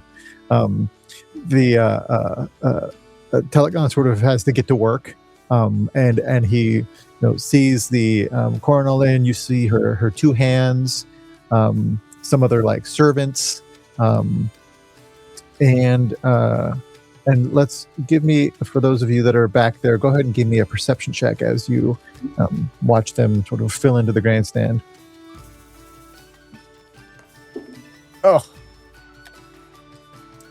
You can roll with advantage if you got a insight check success, which you did. thank God. I got a 17. 16. This was perception? Yep. 18. Right. because you are sort of tuned to what's going on, you're fine-tuned into this group right now. You note that there's something is different from yesterday, and the thing that is different is that the scribe is not there. What was the significance of the scribe yesterday? Yesterday he announced her. He was on the grandstand with her and he announced her.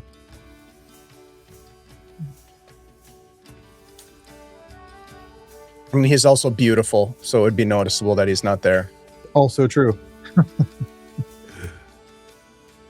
Who will be announcing the coronal if there's no scribe? Does it appear that Telegant is taking action here, or is he hesitating? He seems to be in magical communication, because you sort of recognize the look, and he's looking about. He's looking for. You describe this person as wearing this color cloak of this height, and he seems to be sort of on high alert. And you think that he might have considered sort of canceling the whole thing, but they were already here basically, so he's sort of stuck in this position. You don't know whether he believed the reason why you knew this, but he seems to be taking the threat seriously.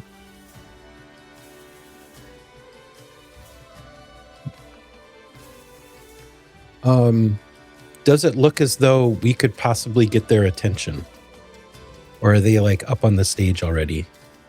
They're going into the grandstand from behind the grandstand. There's like some steps that go up to the little seating area, and you guys were basically in front of the door as they were arriving to go into the grandstand from behind.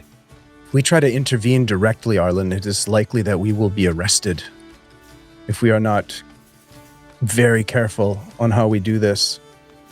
Yeah, you see them. Obviously, they are intent on going in because you've got the aspirants that are going to be lining up soon and talking.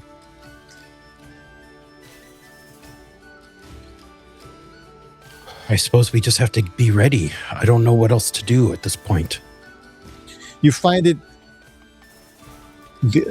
again. The only thing different at all that you have seen is two things throughout the day today.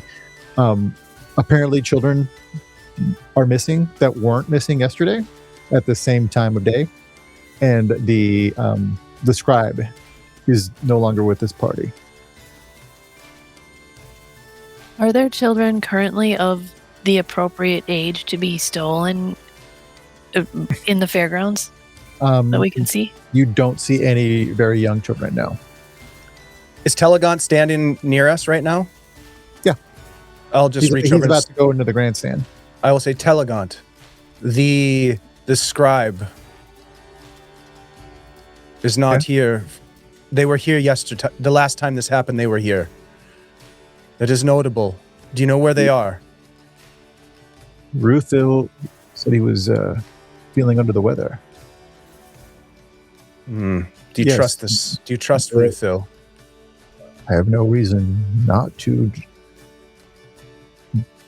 He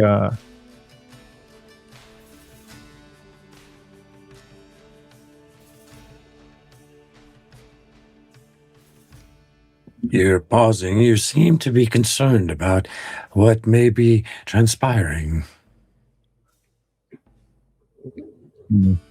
Telegant, what is it?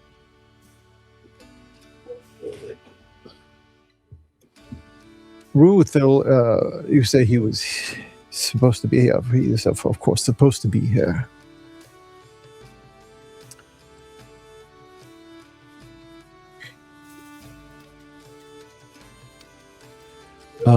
Arlen's going to look around. Can he see this cloaked figure anywhere? You don't see this cloaked figure anywhere. Telegant is sort of, he seems to be considering something deeply, and he goes, did you mention to him that there's that the Cornell's children might be involved? Is that something I can't We did. recall? Yeah, we did. Yeah. He says,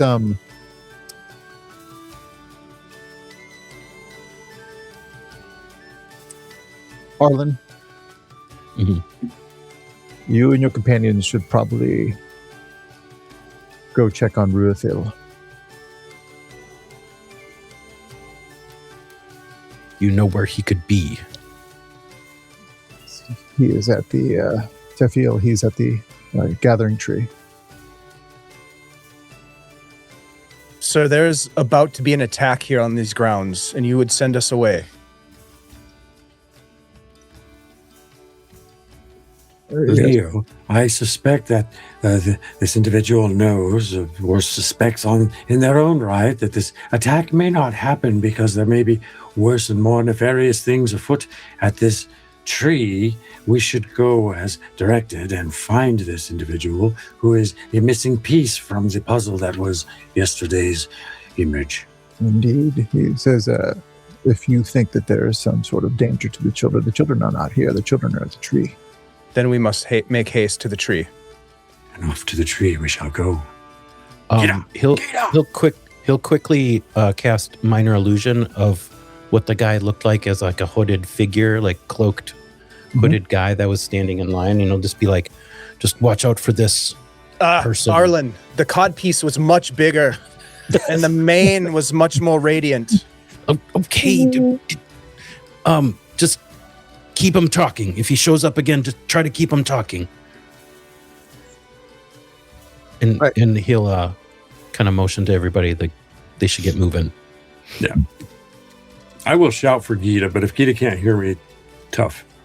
I can reach out to Gita telepathically. I will reach out to Gita and say, Gita, we have a lead. Join us. Does Korak know you can do that by any means? He does now because I just said I can do it. He looks at you for the first time with a different expression than you've ever seen before, and it's one that's like, oh. It's a mystery to me as well, Korak. We'll talk about it later. Yes, I have much to say about this, but I'm glad that there's an answer to that inquiry. Let's All right. go. Gita will just, under her breath, say acknowledged. And she'll look over at Vamrish? what's my Vamrish? Yeah. I believe so, Vamrish. yeah. I can never get my festival husband's name right. I will see you later. I must go. And dramatically, I turn, whip my hair around, and I head out. You Looking seem for my so- people because they didn't say where we were going, so I'm just looking for them. Yep. Yeah, I would imagine they told you they were going. You saw where they were headed behind the grandstand, so you're probably I'll wait for you to join us. Or join me. And poor Vamrish has had the most confusing day he's ever had in his life. You About to guys get head off. Probably mildly turned on. I would hope so. Mildly. Otherwise, it's not working. Talk about being You're mysterious. You're trying to get Vamrish arrested at the puppet show. With all the kids around there. Yes, He's fine. it's the turned on half orc over there in the puppet show with all the kids around. All right, We make haste to the tree.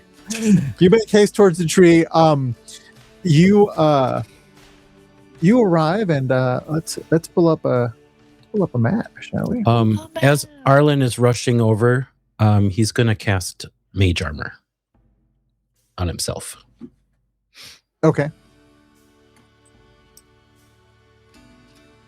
You may do so.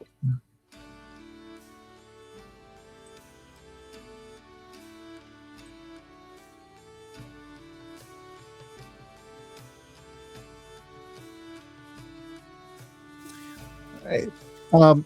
It takes you probably a good 15 minutes booking it through the city to get to the Telfar tree.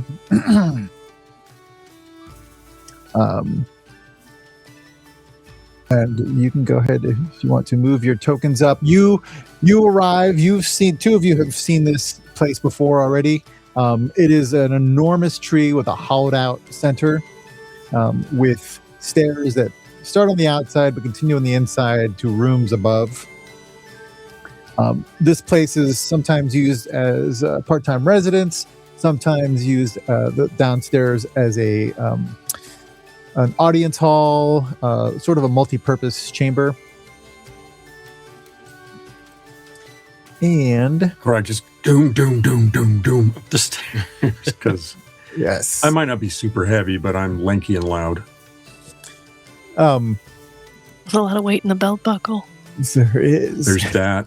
Yeah. There's the chain shirt, and there's absolutely no fear, which is a very He's graphic. got those You know, kiss fit. boots too, those kiss style boots, doesn't he? Yeah. Yeah. Platform Right. boots. Yeah. Major platforms. Definitely want to rock and roll all night. What about partying every day? Of a sort. Especially if there's muddy Danishes around. And rotten apples. Yeah, with the good stuff on the outside. You guys get to the audience hall, and you see the same two guards that were here before, standing. Let's see if we can put some little characters there.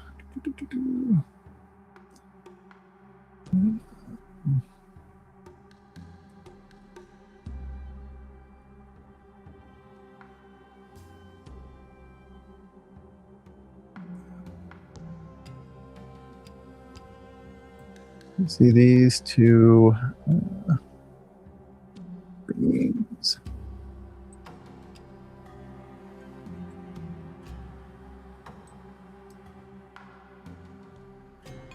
Go. And they're standing where they were earlier. They're standing at the edge of the stairs there, bottom of the stairs. This is obviously some sort of meeting hall. You see some statues. You see two chairs that are currently unoccupied. The two guards at the edge of the stairs that go upstairs. What are you guys doing? You come running in out of breath, and it's very quiet. I'll just kind of nudge Arlen forward. Yeah, Arlen will just rush forward towards the guards. Okay. He's going to go up to him.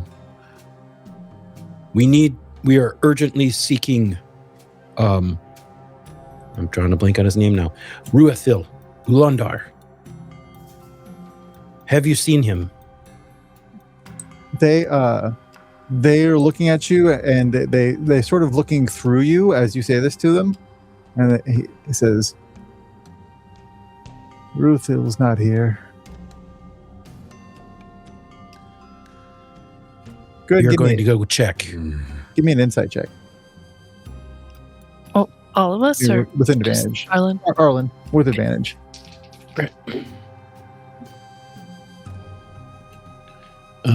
Let's see. That would be pretty good. 18. 18. You think that these two moon shadows are definitely under some sort of enchantment, because they're sort of looking through you and not very attentive to what you're saying. He's gonna try to just walk past them. They stand in your way with their spears out. He'll say, stand aside. Telegant, your commander, sent us. We are under direct orders. Does that seem to register with them? They don't move their spears. They say, stand down, or there will be problems. Is there nobody else in this room? It's just these Not two? in this room. Yeah, this room is like I said, a common area, a like audience hall. But when there's no audience, there's no real use for this room other than just a big grand foyer. The rooms upstairs is where the people live. My God, who sits upon these chairs here? Typically, they are very nice. I'm gonna sit down in one of them and seem very comfortable. Strangely, they don't seem to care that you're doing that. And Arlen, you know that is very weird. Yeah. He's just Obviously, going to they're turn to. ensorcelled. Yes. Something is wrong with these two.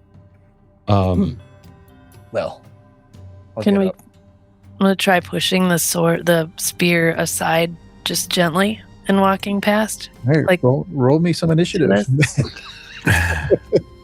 Okay. Oh shit! Are we getting in a fight? No, they think they are. These guys do? Oh boy. That is horrible.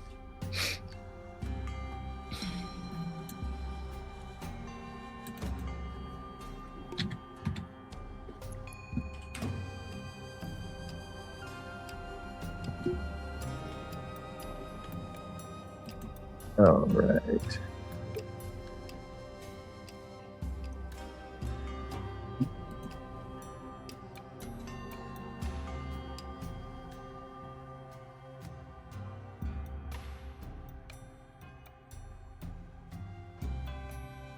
All right, we got the initiative tracker there. Nice.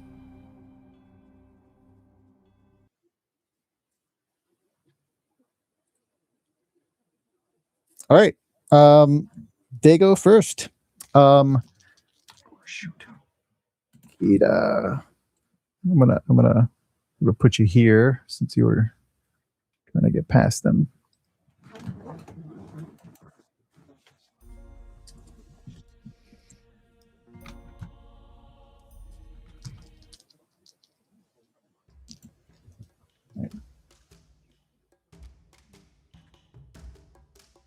Kita, does a 17 hit you? It does. All right, and the other one did not hit. They both turn their spears and try to poke you. One of them misses. The other one hits you for only 3 points of damage. Okay. All right, looks like Korak is next. You see these two Elven Guard sort of mechanically begin assaulting your friend or your cousin. Yes. I raise my hand, not the one holding the shield, and I point towards this guard between Lark and Arlen, and I fire a purple beam of enervating energy and cause enfeeblement upon this guard, who must make a Constitution saving throw. All right. Which one? The one to the north or the one to the south? The north. All right. Get this guy.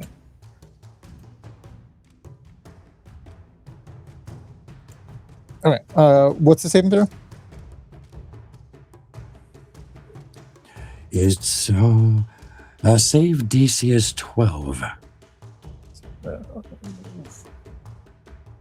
He got a 14. Looks like. All right. Well, nonetheless, and the next attack roll is at disadvantage. All right. Excellent. Correct. Gita. Gita is going to turn around and bonus action cast Shillelagh Sweet. on her beautiful hickory staff, Hickory staff. Yeah. and then just give him a whack. One to the north or to the south. To the north, and I'm looking to deal non-lethal here Okay. as well, just to add. Yep. 16 to hit. That hits. Okay.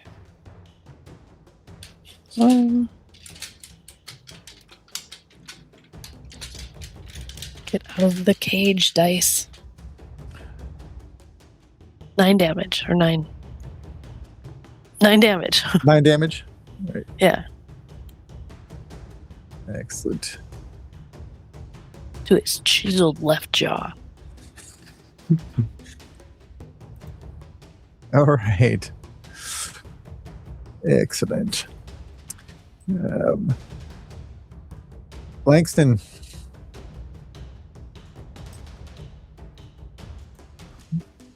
You're muted. Langston Lark Langosta. Thank you. Seeing his opening, Langston is going to run leap onto Arlen's shoulders, step across onto Gita's shoulders, and then land on the other side of this melee and race up the stairs. All right, that'll be an acrobatics check. All right, I'm going to use my advantage from Scottish Jeff.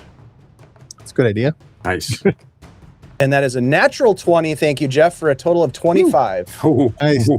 Describe how this looks, this cinematic leap over. Yeah, so Lark races forward, leaps off of this elevated area, lands on Arlen, light-footed, stepping across Arlen's shoulders, across Gita's shoulders, and then does a front flip and lands on the stairs and runs up the stairs. Nice. All right. And then I'm going to use my bonus action to dash. Thank you, Scottish Jeff. Excellent. Can I make it up to the top of the stairs with the extra movement? That's because it's your movement. Yes. Well, so I'd have movement, and then I have my bonus action allows me to dash. Dash. And yeah, then yeah. I still have, unless that cost me an action to do that, then I would still have an action. The leaping and all that was the action. The dash you can do. You get to Yes, you get to the top of the stairs. Okay. And at the top of the stairs there is a door. You note that the door at the top of the stairs here. Go ahead and give me just a free perception check. Okay. That is going to be a 13, but I am going to use a psionic energy die, and I'm going to add a d6 to that. All right. With keen perception. So that's 5 more. Yeah. 22? Is that what 22? I got? Yeah. You look at this door. First off, what's strange about it is that unlike many of the other doors that you've seen in buildings here in Semberholme, this door is completely bound in iron. You also notice that it is ajar. Okay. And what do I see on the other side? Is it like fully open, or is it like just cracked? Just cracked. Yeah. I will just push it open as a free action just to see what's on the other side. On the other side is a room, roundish room, much smaller than the one you were just in, that has chairs, it has some bookshelves, and it has like a ornamental tree growing on a rug in the middle of the room. Okay. And then you see another door that you assume has stairs on the other side of it as well. No people, no individuals Not in this room that I can see. Okay. All right. Yep. Yeah. All right. I'm going to keep going then on my next turn. Yeah. This room's maybe 15 by 20 or so. Okay. All right. Cool. Good turn. Arlen.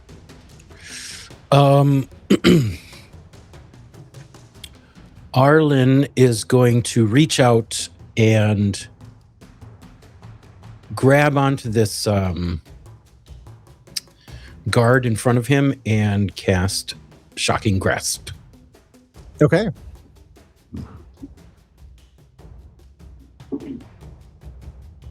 That's really good. 24. That hits. Okay.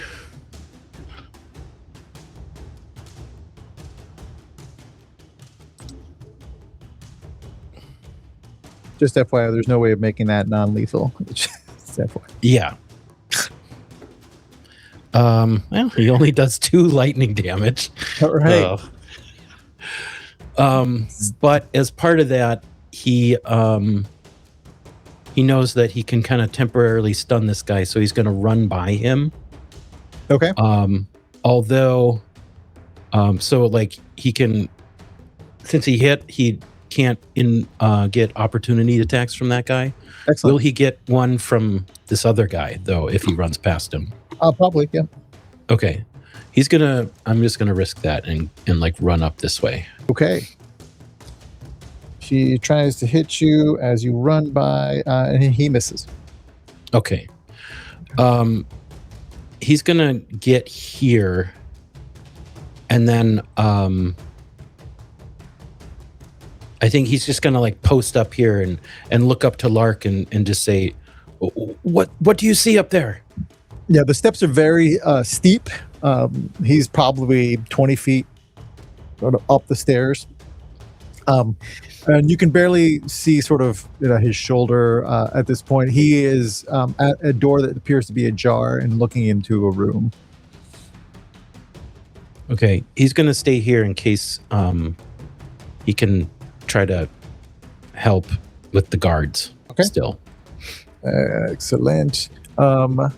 Back to them.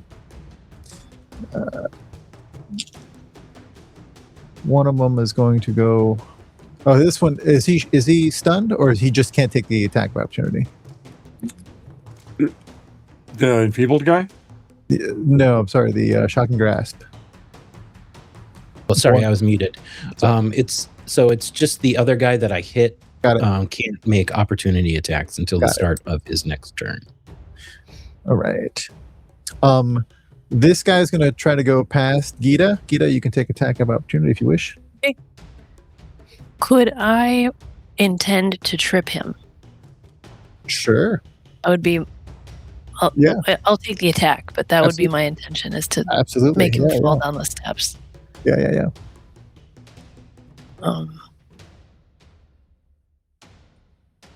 Oh, okay. 19. 19 definitely hits. You hit. You you trip him with your with your hickory staff. Mm-hmm. My beautiful hickory staff. Your beautiful hickory staff. Your shillelagh'd hickory staff. Nails him on the shin, and his back foot catches on his back other calf, and he stumbles onto and falls, sort of slides down the steps that he was just trying to go up. And so much for that elven dexterity. All right. Anything else, Gita? I'll turn around and yell, "Core, come on!" All right, Korik. Yeah. No, that's it. All right, Korik. All right. Well, seeing my allies going up the stairs, I'll cross the way, and I can get to about here, and I'll stay close to this guard. Okay. And I'll non-lethally whack him with my mace. Sweet. That is a whopping 7. 7 will unfortunately miss this guy. As my dice are consistently in my anti-favor, and that is my action. All right. Let's see. Gita, this is now your turn. Okay, I will take a whack at that guy too. Which one? The non-lethal whack at the one that's still standing that didn't fall. Got it. That Yep. Korik just tried to hit. You can say it. I missed it. Missed him. I, however, hit, I think, with an 18. Oh yeah, that's a hit. Non-lethal whack of 6 damage. 6 damage. Crack. Across the other chisel jaw. All right, he's still up, but he's looking bruised up. Lay down. Late. Let's see. All right. Langston. All right, I'm going to use my movement to move across this room. I'm going to put your fig on the map just to the north of this map. Okay. That is where you are now. Okay. And there is presumably a door here, it looks like. Yep. There's nobody in this room. I have a singular purpose here, and I'm going to race to this door. Can I get through? Yeah, the door is the same as the other one. It is ajar. Okay. I'm going to move up these stairs. Okay. And there's a door there as well. There is a door there, yep. Okay. I'm going to push it open if I can. Yep. I don't know how much movement that is, but I imagine probably right there is about 30 feet. Yep. Roughly. And when you get to there, you see a few things. You see the scribe, Ruthil. You see on the opposite side of this room a portal that is against this wall here.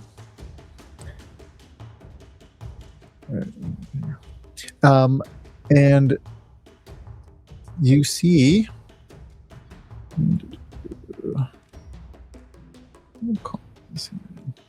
who's that ravishing looking fellow? That is, don't have a mini for the Evergreen print, but that's who that is. Oh, gentlemen, I apologize. I've interrupted an important meeting here. Hello, Langston Langosta. I was sent here for the scribe who's needed at the festival. Ruthil, you are to introduce the Coronel? Coronel? Coronel. Sorry, the Coronel. And you're late, sir.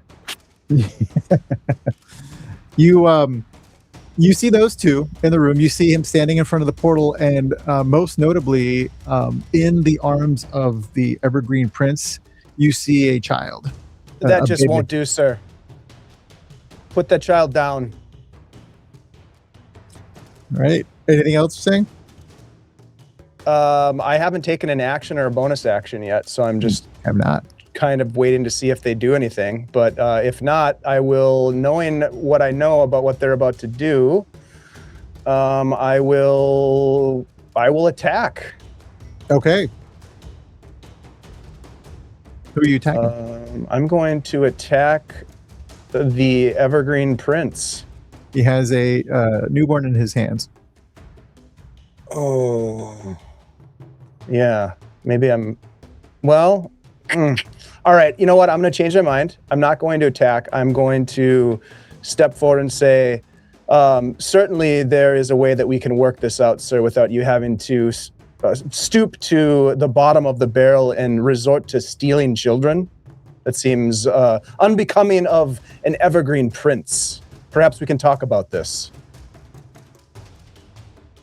All right. You say that, and you move to there. Anything else?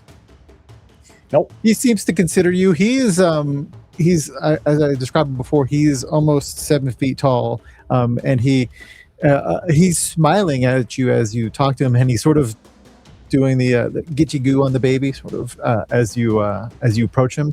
And Ruthil turns towards you, and he looks pissed, and he is drawing his weapon.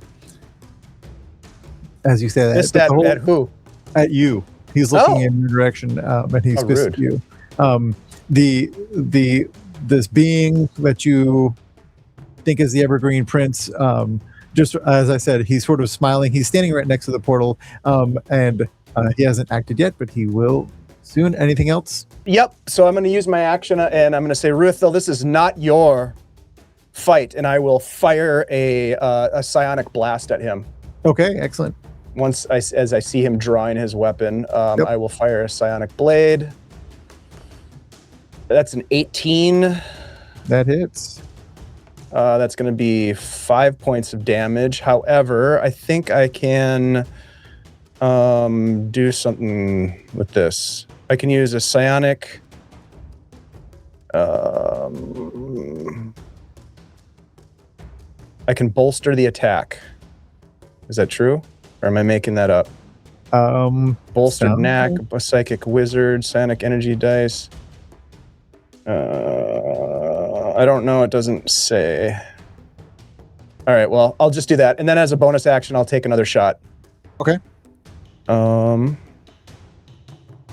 Psionic blades. And miss with a natural 1. No. Yeah, all right. Total of 6. Ruthil draws his sword as you hit him And that has no other effect other than the damage? I believe so. Okay. All right. He closes his eyes like he's got a really bad headache, but he seems to be determined to stick you with a pokey thing.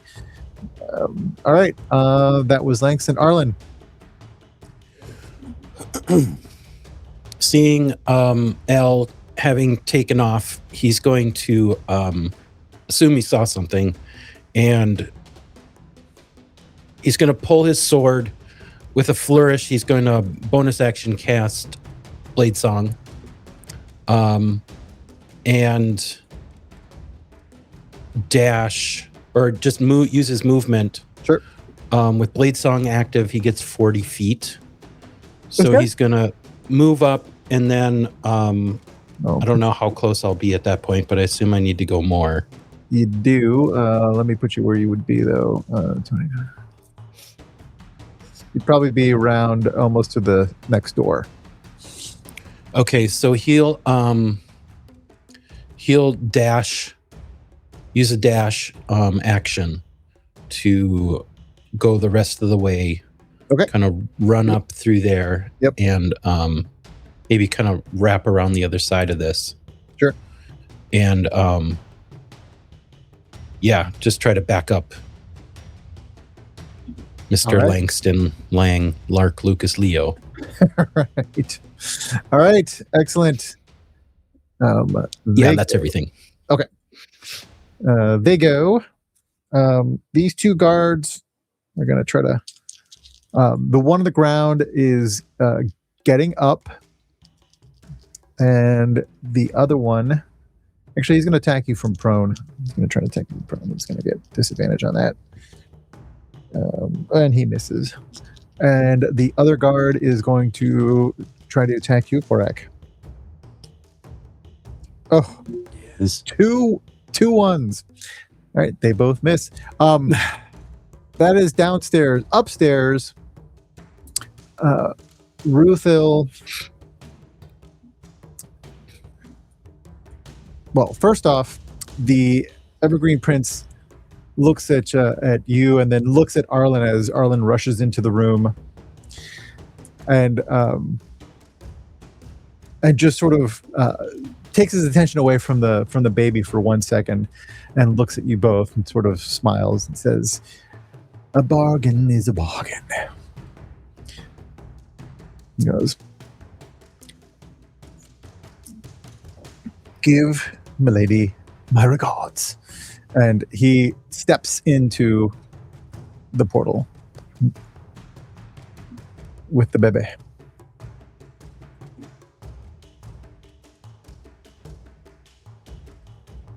And Ruthil moves to attack Langston.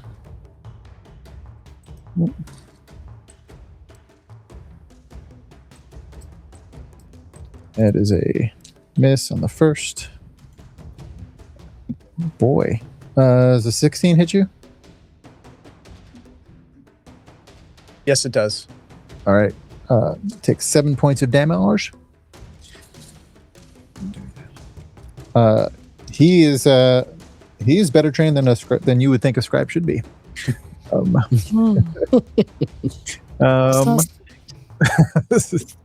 I think that's all of them. Korak. All right. Not knowing what's going on upstairs, does the demeanor of these guards change at all? Yes, as a matter of fact. Okay. They sort of seem to snap out of it. Yeah, they seem confused suddenly. Okay. And I'm about ready to. Yeah, but they see strangers still, and so they sort of they seem confused, but they're still trying to keep you from going upstairs. Is it enough for me to notice that something shifted? Yes, absolutely. Okay. Yep. All right. I'm instead of I figure I've got the one by the lapel, and I'm about ready to hammer down, and then I see the fog sort of lift, and I shake him, and I say, "Your queen's children are upstairs. or no, I don't even know that. There are potentially abscondees with the royal children upstairs. We are suspecting, and you have been under a gears, and you should probably go head for there with us and try to stop whatever may be going on now. I know you don't know what's going on exactly, but we are sent here by Gita. What was that elf's name? Oh, Let me translate for my cousin. Thank you. Yes. Stuff's going on upstairs. We're here to help. You might want to come up with us. Right. And I. Give me a persuasion with advantage. Which one of us? Either one of you. How's your persuasion, Gita? You're probably better. I'm just gonna. But you're speaking their language, so I'll give you the support. Okay. With advantage? Yeah. 12 is the highest number we get. Why didn't you let me do the talking? I have a minus.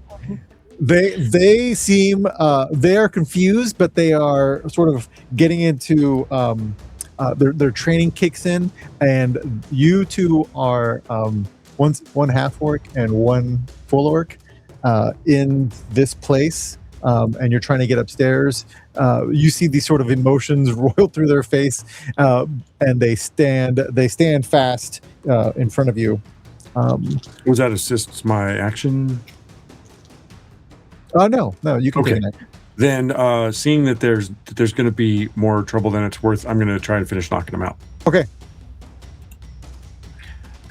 All right. Well, we'll have a nice day, and I'll walk. Oh my God, that's another 9. What was it? That's a 9. 9. Do you have any advantages? No, I don't think so. Okay. All right. That unfortunately misses that guard. Anything else, Korak? Nope. That is yeah. I can't push past them, so no. I'm I'm obligated. Gita. Take another non-lethal whack. Whacking on that north guy. Yep. 10? Does 10 hit? 10 does not hit. Oh my gosh. Okay. You guys, what is going on down there? It's just the floor is very polished or something. Yeah, we're fighting on a staircase. And her heart's not really in it, you know. Uneven floor. Uneven. No one's if I know that no one's going to die by anything I'm doing, then I'm just not into it. It's not worth it. It's not worth it. Not interested. All right, non-lethal. All right, that was Gita. Langston. Boring. Langston's turn? Yes, back to top map. Okay. Ruthil, you are terribly outnumbered. Don't be a fool. Put your weapon down. Give me a persuasion check or intimidation, whichever one you want that to be. It sounds like persuasion. Persuasion. Enough. The deal has been done, as the Evergreen Prince said.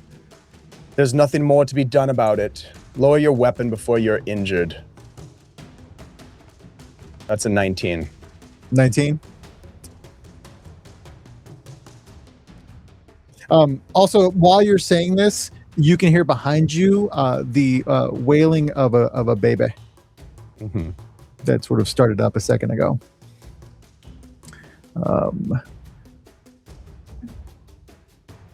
Does he respond, or do we wait till his turn to see what he does? We're going to wait till his turn. Okay. Is there, I'm not sure, 20, 24, do they do held actions? Yeah, you can. Yep. Okay. That would be a bonus action if you're holding an action for a trigger. No, I'm not going to do that. I'm going to instead take the dodge action. Okay. Actually, I can do both because I have an action and a bonus action. So I will take the dodge action, and then I will, if I need to, use a bonus action. Oh, does it take my bonus action and an action? No, you can hold a bonus action to go off on a trigger. Gotcha. Okay, I'm just going to try to parry an attack. Okay. Or maybe do like non-lethal damage or something like that to this guy. Sure. All right. Yeah. If he attacks, is that what If he attacks, then I will try to hit him with the pommel, the hilt of my dagger. Okay. I'll draw a physical dagger. Excellent. That is Langston. Arlen.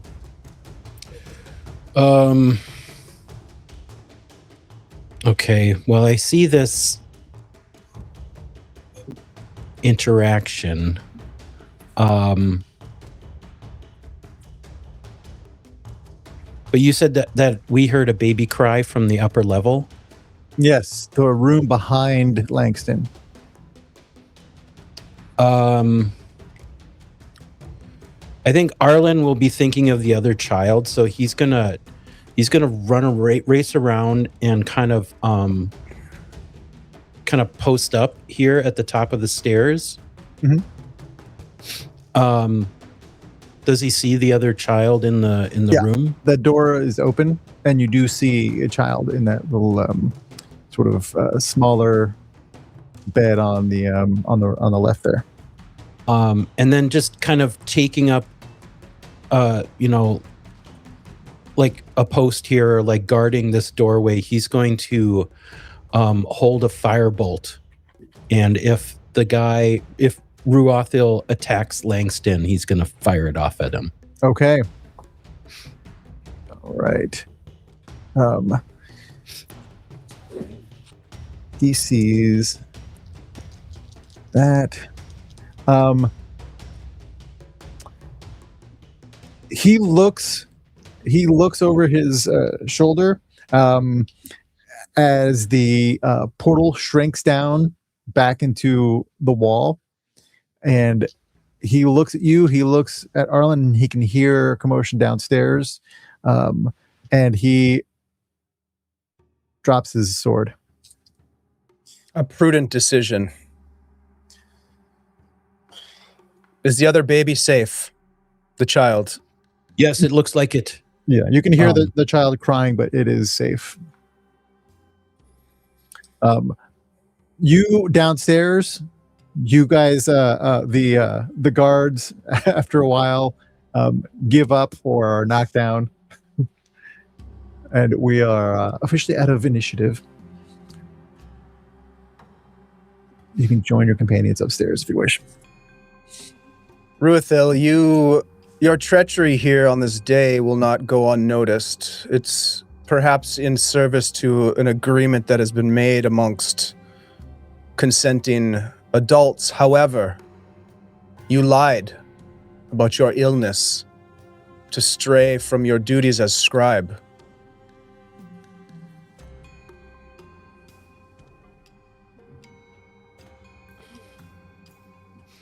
You will be punished for this, perhaps stripped of your title. You know this, right? He's looking at you. He goes, "Who are you exactly?" There is another option for you, Ruathil. Would you like to hear it? Who is speaking to me exactly? What's your stake in this? You can call me Langston. He looks over at Arlen as well. I am here under the orders of Telegant, along with my companion, Mr. Arlen Brightsong.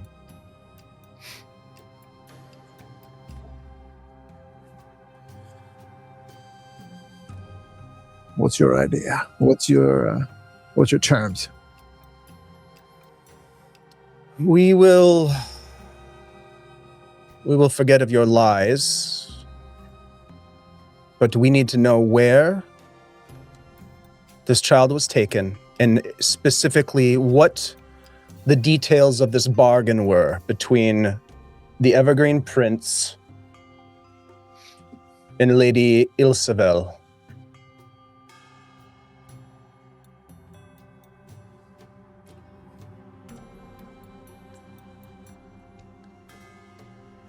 I don't know the exact details. And at that point, you hear a voice say, "I do." And in the corner of the room, having just teleported in, you see the High Mage with the Coronal of Cormanthor. And she looks and she hears the baby, and they go over to the remaining child, and she starts soothing her. Arlen will like step aside to let them through and just kind of like bow. Ruthil, his whole demeanor has changed.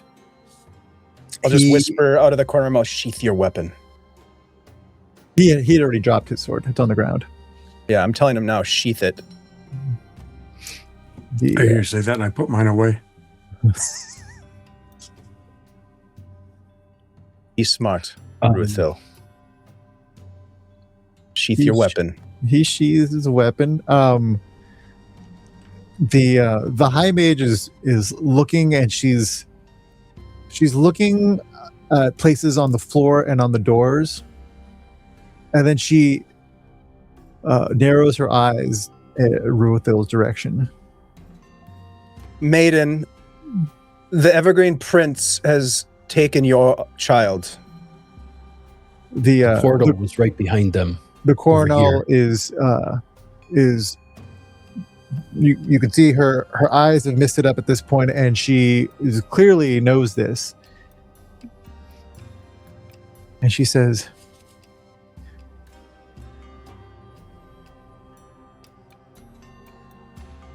I knew I shouldn't have made this bargain.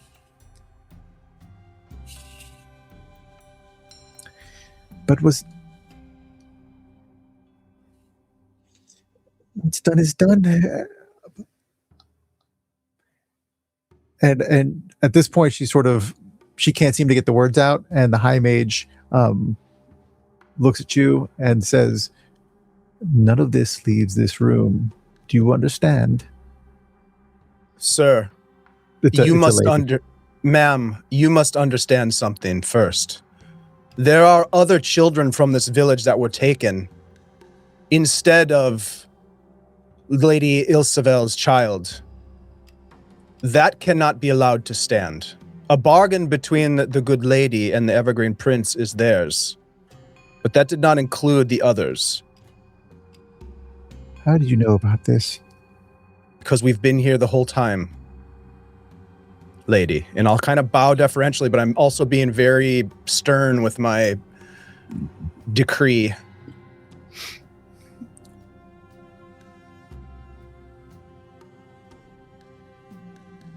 She looks at the floor, and she looks over at Ruthil. The two guards have come up the stairs at this point, and she turns to them and says, take him away. I don't want to see his face. And they grab Ruthil and they take him away. And she says, I don't know what your stake is in all of this.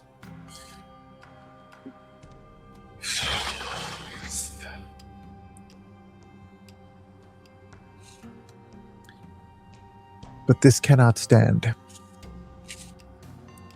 You say this Evergreen Prince is responsible for the other children missing this morning?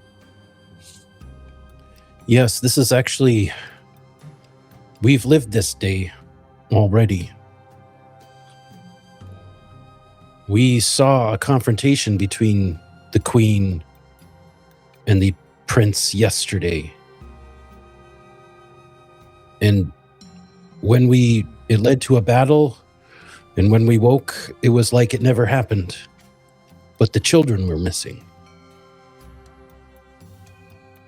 You realize what you're saying sounds like nonsense.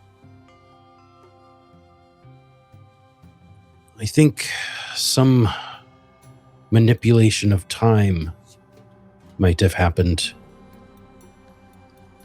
And why were you the beneficiary of this? We don't know. We've been trying all day to figure out how to stop that confrontation from happening. And everything we discovered led us here to try to stop him. We have a new motivation now, though, and that is to free the children that were taken, and that relies on you. We may have answers coming yet also from the priestess about the time manipulation aspect. Although I'm not present to be found. Give me an insight check, everybody, as you're discussing this topic. 21. Certainly. L. 21. 24, correct. Nice. Dirty 20. Nice. It's We're all an coming inside together. Come on, Narland. You can't break the streak. 11. Aw.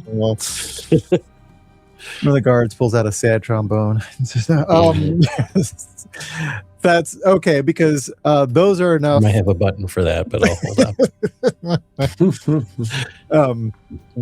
That is more than enough for you to recall, sort of replaying in your head the events of yesterday and the conundrum of why the four of you are somehow immune to what has happened to everybody else. The repeating time, and the only thing that comes to mind, or the one thing that comes to mind, is when you were helping up Ceylon the first time she got nailed by the dog. She said something as you guys parted ways. She said, "Bless you." Mm-hmm. She gave us the blessing. Blebelos. That's the only thing you can think of, and it seems to make some sort of sense in this moment. As the High Mage is sort of looking at you like this story is completely outlandish, and you're not sure she's believing you. Whether or not you believe us is not of importance to us, High Mage. We have been perhaps blessed by the gods in this matter. What matters most now is that we find the realm of this prince and free the children that were taken. Do you know where this is and how we can get there? The Coronel speaks up and says, "She doesn't, but I do. And it is there where we will end. Nice. And we'll pick it up next time." Nice. Awesome. Sweet. Hell done, yeah. Thank you, Jose. That was awesome. Time on these Yeah. sessions is going flying by. Really Yeah, fast. Yeah. totally. Yeah. Thank you so much, Jose. Let's go around the table and say some guys. Jose, let's start with you, sir. Just before you just get started and tell people where they can find your cool stuff, I just want to say thank you. This has been fantastic adventure. As your adventures always are. So thank you for bringing your creativity to this one. This has been fantastic. And also love all of the lore. I think I mentioned it in the chat earlier, like how you bring lore in from the worlds that we're playing in. That just makes it so much more rich. I really appreciate that. Thank you, Dave. Thank you. And thank you for setting everything up on your end. It's always a blast playing with you guys. A lot of this lore and stuff is going to be in the guide to the Dalelands. A lot of this is being drawn from that book and from other stuff. This is what the Forgotten Realms has to offer. The Realmsbound project, you can click on the little link on the side there, is going to be producing 4 books this year having to do with the Dalelands. It's a collaboration with Ed Greenwood, and I myself am doing some art for it, doing some writing. We have a whole team of writers and artists, and they're going to be excellent books. So looking forward to that. Please support and also donate to the ACLU, man. Yes. Thank you, Jose, very much. Let's jump next to Dungeon Mr. Ty. Heyo, I have been here, and I was actually very present, so that was a miracle. Yes, I have been Korak Murik, the half-orc grave cleric, and I'm enjoying this character, and I'm enjoying this character in the setting. So thanks, Jose, for telling a story that just zips right along. Mm-hmm. I have many things coming up that Dave will talk about in large regard, and many more things later in the summer, and I'm sure things I don't even know about in the fall. Also, the first of all, hello, I'm Dungeon Mr. Ty from Adventure Sling Productions, the creators of the New of Arden and the Fortunes D4 system. And there is a full adventure that is currently in layout now that's forthcoming, called The Mall of the Mountains. So that'll be out pretty soon. Have a whole line of interviews also that I'm going to be conducting for the Adventure Sling podcast coming up with some amazingly cool guests, just like all the prior amazingly cool guests. And also, I'm on Start Playing. For anyone that is seeing this that might be interested in trying New of Arden, I have an adventure called The Water Bearer, and I have someone signed up for it, and I would like a few more people to sign up for it so that they and those of you who may be interested can enjoy learning about New of Arden. So you can find it at Start Playing, New of Arden, The Water Bearer, if you are so inclined. Otherwise, you can find everything over at adventuresling.com. And that's me for now.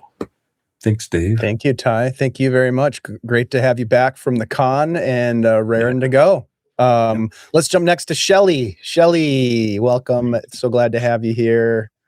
Your love affair has been driving. Your love affair has been so beautiful to be part I of. started to suspect that guy earlier. Of what? Jose, of being the Evergreen Prince. What are your intentions with my cousin? Oh, I have got an excellent judge of character. My woodsman is not the baddie here. Hey friends, it's Shelly, also known as Flea Monkey in the chat, and hey, it's Flea Monkey on Threads and Instagram. I've been thinking about this puzzle all week, Jose. Like, why are we Groundhog Day? Like, what happened? So that's the hallmark of a very memorable and fun adventure that you are setting us on. So thank you. I have played Gita Blarnick, the 3rd level druid orc. I'll be back next week. Thank you so much, Shell. Appreciate you very much. And last but not least, Andy G3D. Yep. How's it going, everybody? My name is Andy, also known as Andy G3D here on Twitch and other places around the internet. I had a lot of fun playing tonight. Thank you all for tuning in. And be sure to join us next week as we continue this. And also come by and visit us on our Discord. We're always hanging out over there.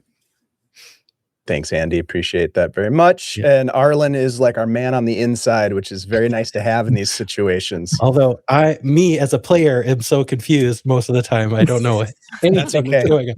I feel like Arlen just having Arlen there. Yeah. There's a role for that. That's always the case. Yeah, you can always roll. Jose's got me guessing, man. Yeah, no, it's great. What I also like, Jose, is that if you go back and watch the beginning of the first session, which, by the way, great segue, is on our YouTube channel. Go over there and subscribe to our YouTube channel, please. But if you go check out the first couple minutes of the first session, there are a bunch of like clues about what happened. And of course, when I'm doing like the post-production stuff, I get to rewatch it. So I picked up on a few of them, which very sly, very, very sly.